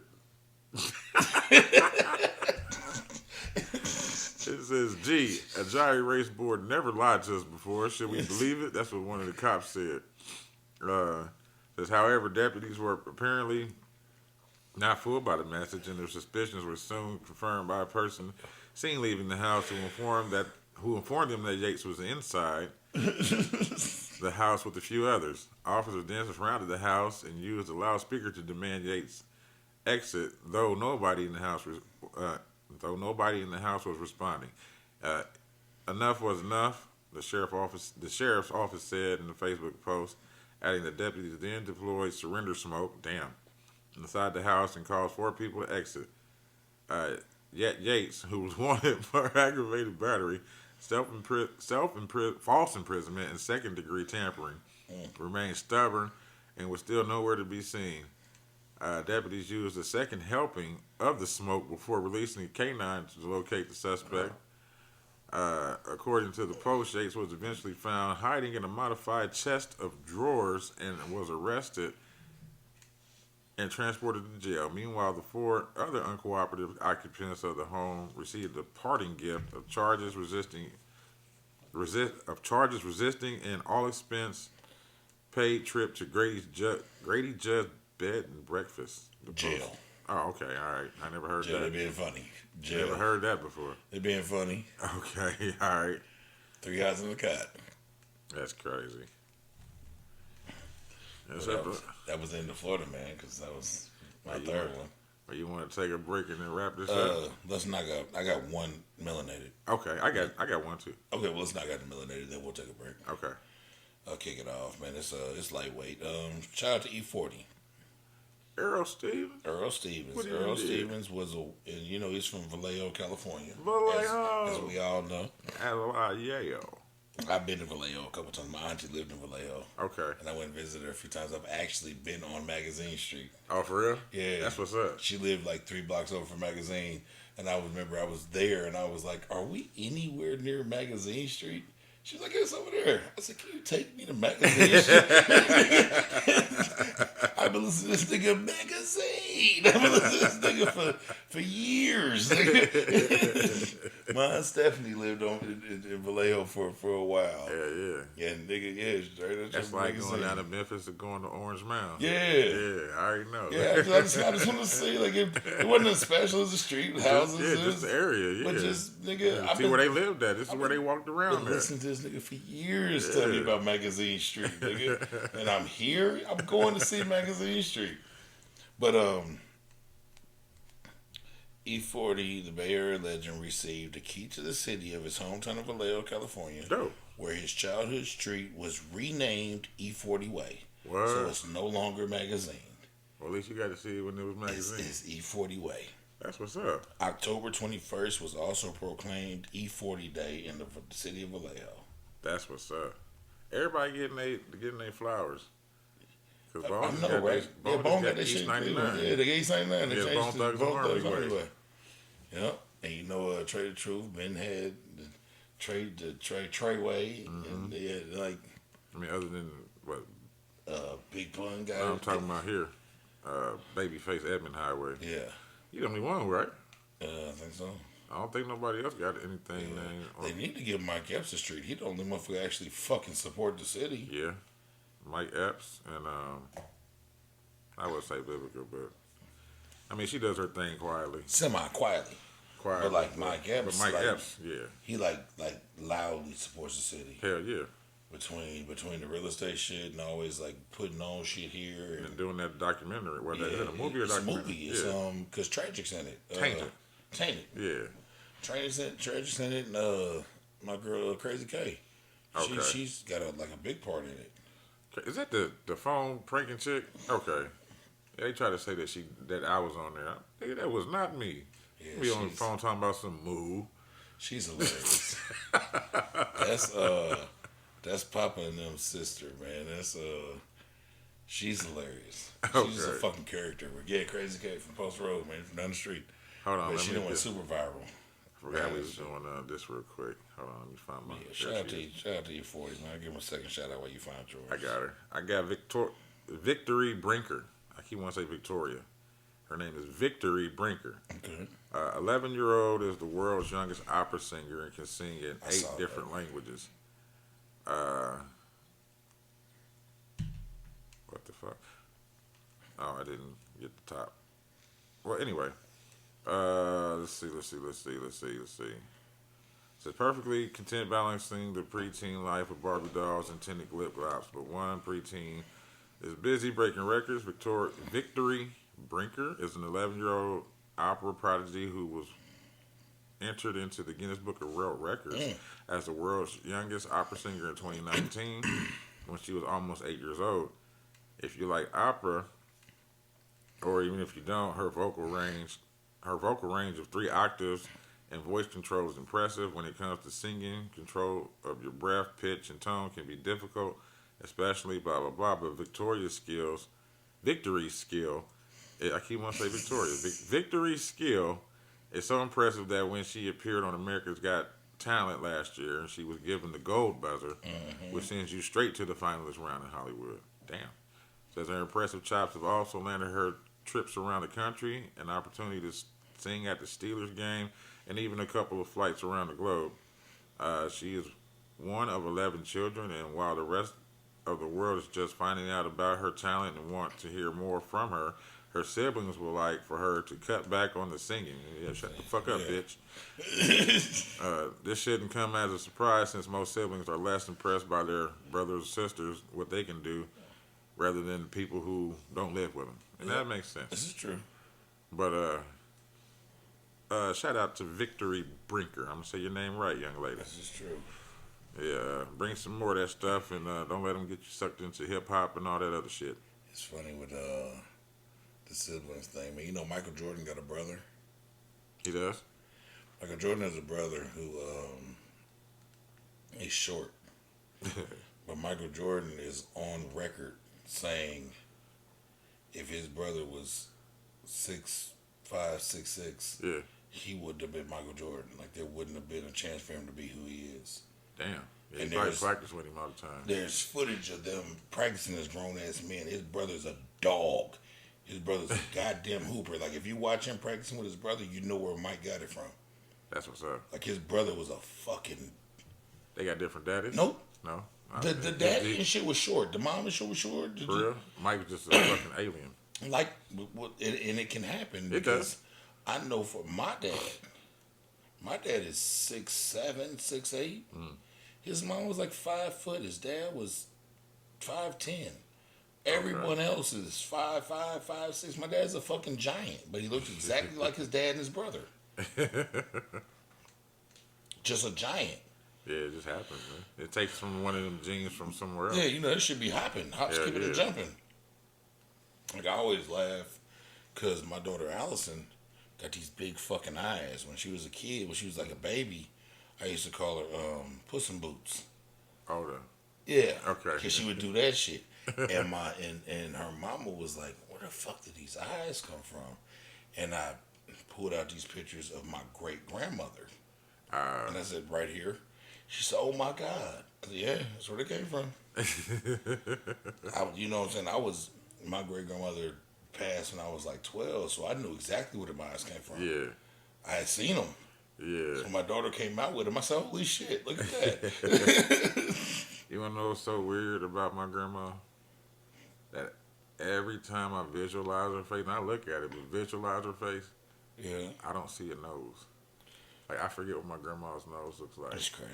It's just a blank little area. Kind of like, not blank, but when you conceal somebody's identity. Yeah. Little, whatever they call that. The blur. The blur. I don't know why the fuck I'm tripping. But yeah, that's all I see. It's the blur every time I think of my grandma's face. That's crazy. That's crazy. Yeah, it is. But what was we doing? We about to take a break. Okay. But I was trying to look up Michael Jordan's brother's name. It's Larry. Larry? Okay. Larry Jordan. Man, he's a fucking dog. Hey. Nigga, they got video of him like practicing with Mike when Mike was playing with the Bulls. Like, he's Damn. a fucking dog. That's dope. But he was short as shit. He's shorter than Spud Webb and Muggsy? No. He was like 5'6", 5. You know, he was a decent man height. He could have made it. But he wouldn't have. Point guard back then. Yeah, probably. But he wasn't a point guard. He was a shooting guard. I know. That's what I'm saying. He just had to play the part. Yeah. Sure. I think we're taking a break. Yeah, let's do it. Let's do it. Yes, sir. All right, now. Back in this thing. Time for them fecals. Yes, sir. Try for them motherfuckers. Oh, shit. Yeah, I got 2 of them. I got 2. All right. I'll kick one off. They ain't that heavy. I got the Cliffhanger Assassin. Okay. Starting out this week. We got a rock climber who plotted to kill people at the popular mountaineering event in Oregon. There's a rock climber plotted to kill several people at a popular mountaineering event in Oregon this weekend. This is what the Deschutes County Sheriff's deputies alleges. It's a Samson, cool county name. yeah, no, Samson Zebteria, I guess. Samson Zebteria Garner, 39, was arrested on attempted murder and other charges on Thursday. He was planning on shooting attendees of the annual Cragging Classic event in Smith Rock, located in Central Oregon's high desert. The Deschutes County Sheriff's Office said that they were tipped off by two people who had heard Garner speaking about his plan to attack the climbers during another climbing event earlier in the week. Fuck you fucking with them folks. They say they found several weapons in his vehicle, including a Beretta and a Sig Sauer 9mm handguns and an AR-15 style rifle. Police recovered journal entries. Damn, I was writing it down. Journal entries that indicate Garner was planning a violent attack. This is Sergeant Jason Wall, as he told the reporters. Garner was not planning to target specific people, but had a generalized anger. Kill all you motherfuckers. Garber's. Who's the fuck is Garber? Okay. Garner. They say Garber, but Garner. Garner's exact motives are not known. What they say. They said the sheriff's office did not immediately respond to insiders' requests for comment. But Garner was charged with attempted murder of multiple victims, attempted first-degree assault, attempted second-degree assault, and unlawful use of a weapon is scheduled to appear in court on October 27th. 39-year-old is a Portland resident who has worked in IT and is an avid climber. He has a membership with the Mazamaz, a mountaineering education nonprofit, according to the executive director, Rebecca Phillips. She said while Garner's membership was current, his involvement with the group had been limited since 2018. The Cragging Classic event in Smith Rock is organized by the American Alpine Club and held annually. It includes presentations, vendor villages, and people climb in the area. Smith Rock is considered the birthplace of American sport climbing. So, a little bit of education there, but this motherfucker, he had no motive. He's going to kill everybody. Picking them out, just picking them off. Fucked up in their head. He's playing too much GTA. Mine's a nasty nigga who shouldn't be teaching. 25-year-old Texas substitute teacher was charged with online solicitation of a minor. Damn. He followed the student on Instagram and sent her videos of himself standing in front of a mirror naked. He was quoted telling her, "I can treat you better than your parents. Let me take you shopping. I got money. I make good money. Do your parents have cameras? Can I come over?" And he was arrested and released on a $50,000 bond. Man, released? And released on a $50,000 bond. Joshua Hockless, 25, is charged with online solicitation of a minor and was released from jail on a $50,000 bond. This nigga told that girl, "I can treat you better than your parents. Let me take you shopping. I got money. I can make good money. Do your parents have cameras at their house? Can I come over? Can I see you?" Damn. That's sick. Nasty motherfucker. And he's a substitute teacher at the school. So imagine how many other students he done did that to. Yeah. And they even went for it. And then I went for it. He's a young nigga, 25, light-skinned nigga, braids, Oh, shit. in shape, He polo knew t-shirt. what the fuck he was doing. Yeah. Nasty nigga. Nasty nigga. That's a nigga we need to hold down, let motherfucker stomp his head. Yep. I do it. This last one for me is fuck my in-laws. It says former major league pitcher arrested in alleged murder and attempted murder of his in-laws. It says a former major league baseball pitcher was arrested Friday linked to an alleged murder and attempted murder of his own in-laws in Lake Tahoe, California in 2021. It's a beautiful place. Danny Serafini, 49, and Samantha Scott, 33, were arrested Friday morning in connection with the slaying of Robert Gary Spoor, 70, and the attempted murder of Wendy Wood, 68. The Placer County Sheriff's Office said in a statement. The victims are Serafini's father, Serafini, I hope I'm saying that right. Serafini's father and mother-in-law, a spokesperson, blah, blah, blah, returned Friday. Smith declined to describe the nature of the relationship between Serafini and Scott. The suspects were known. The suspects were known to each other. Well, I don't know who's writing this shit. Sheriff detectives assisted in Serafini's arrest in Winnemucca, Nevada, and in the arrest of Scott in Las Vegas. Scott was arrested at Harry Reid International Airport. The motherfucker was on his way out. Serafini was listed Friday night as an inmate at the Humboldt County Detention Center. He was charged with being a fugitive from justice. Scott was listed as an inmate in the Clark County Detention Center on a warrant charging her as a fugitive from another state. Jail records showed. It was unclear whether Serafini or Scott had attorneys. It says on June 5th, 2021, deputies were called to a residence in Homewood, a neighborhood in North Lake Tahoe. Spore was found dead from a single gunshot wound. His wife, Wood, had also been shot but hospitalized and recovered. Investigators secured security video from the home, which showed a hooded male wearing a face covering and a backpack walking to the residence several hours before the slaying.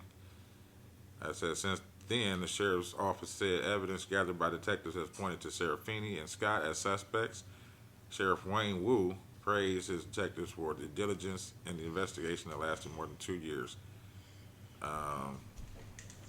He goes on to say that Serafini was a MLB pitcher for 7 seasons. He played with the Minnesota Twins, the Chicago Cubs, the Cincinnati Reds, and the Colorado Rockies.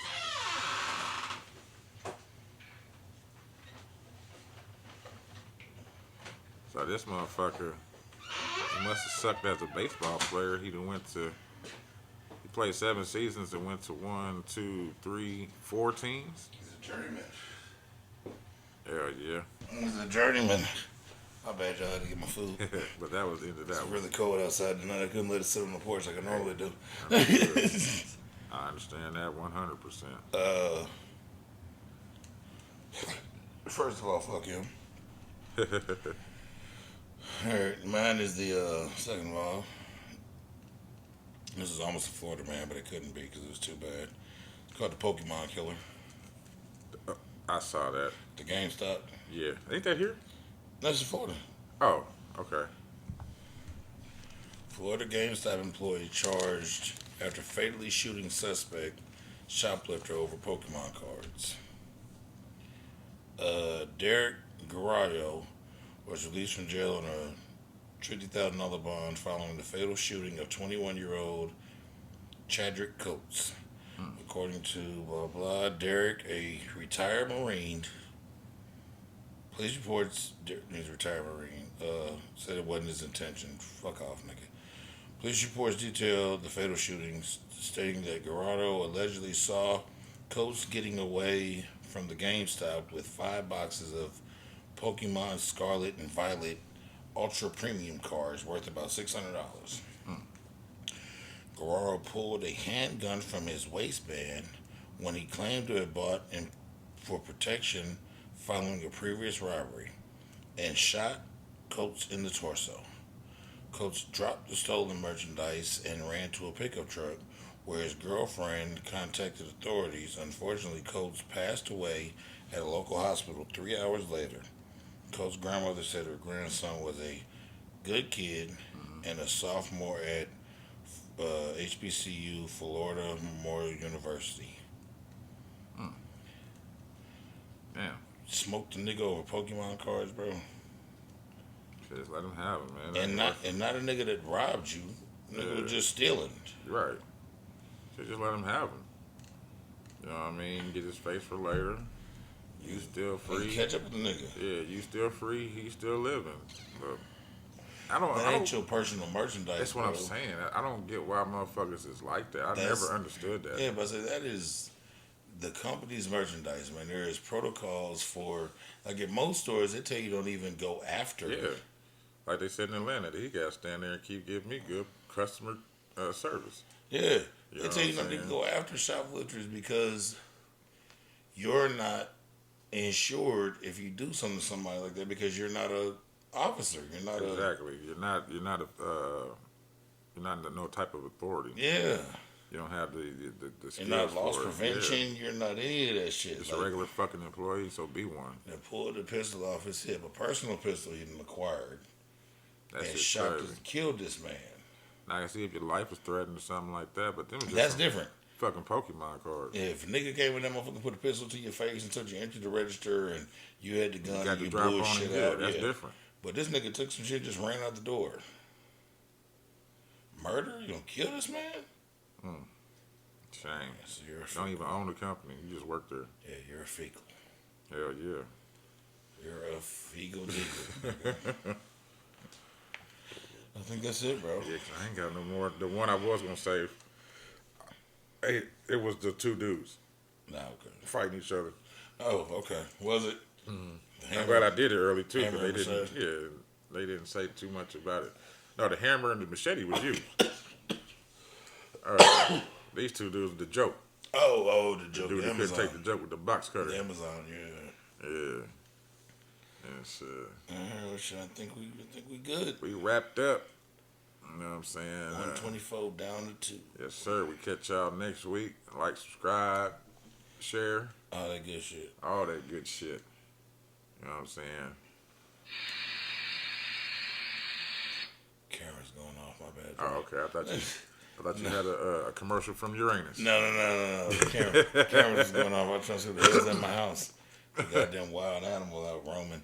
Y'all have a good one. Hell yeah. Peace, See y'all peace. next week. Yes, sir.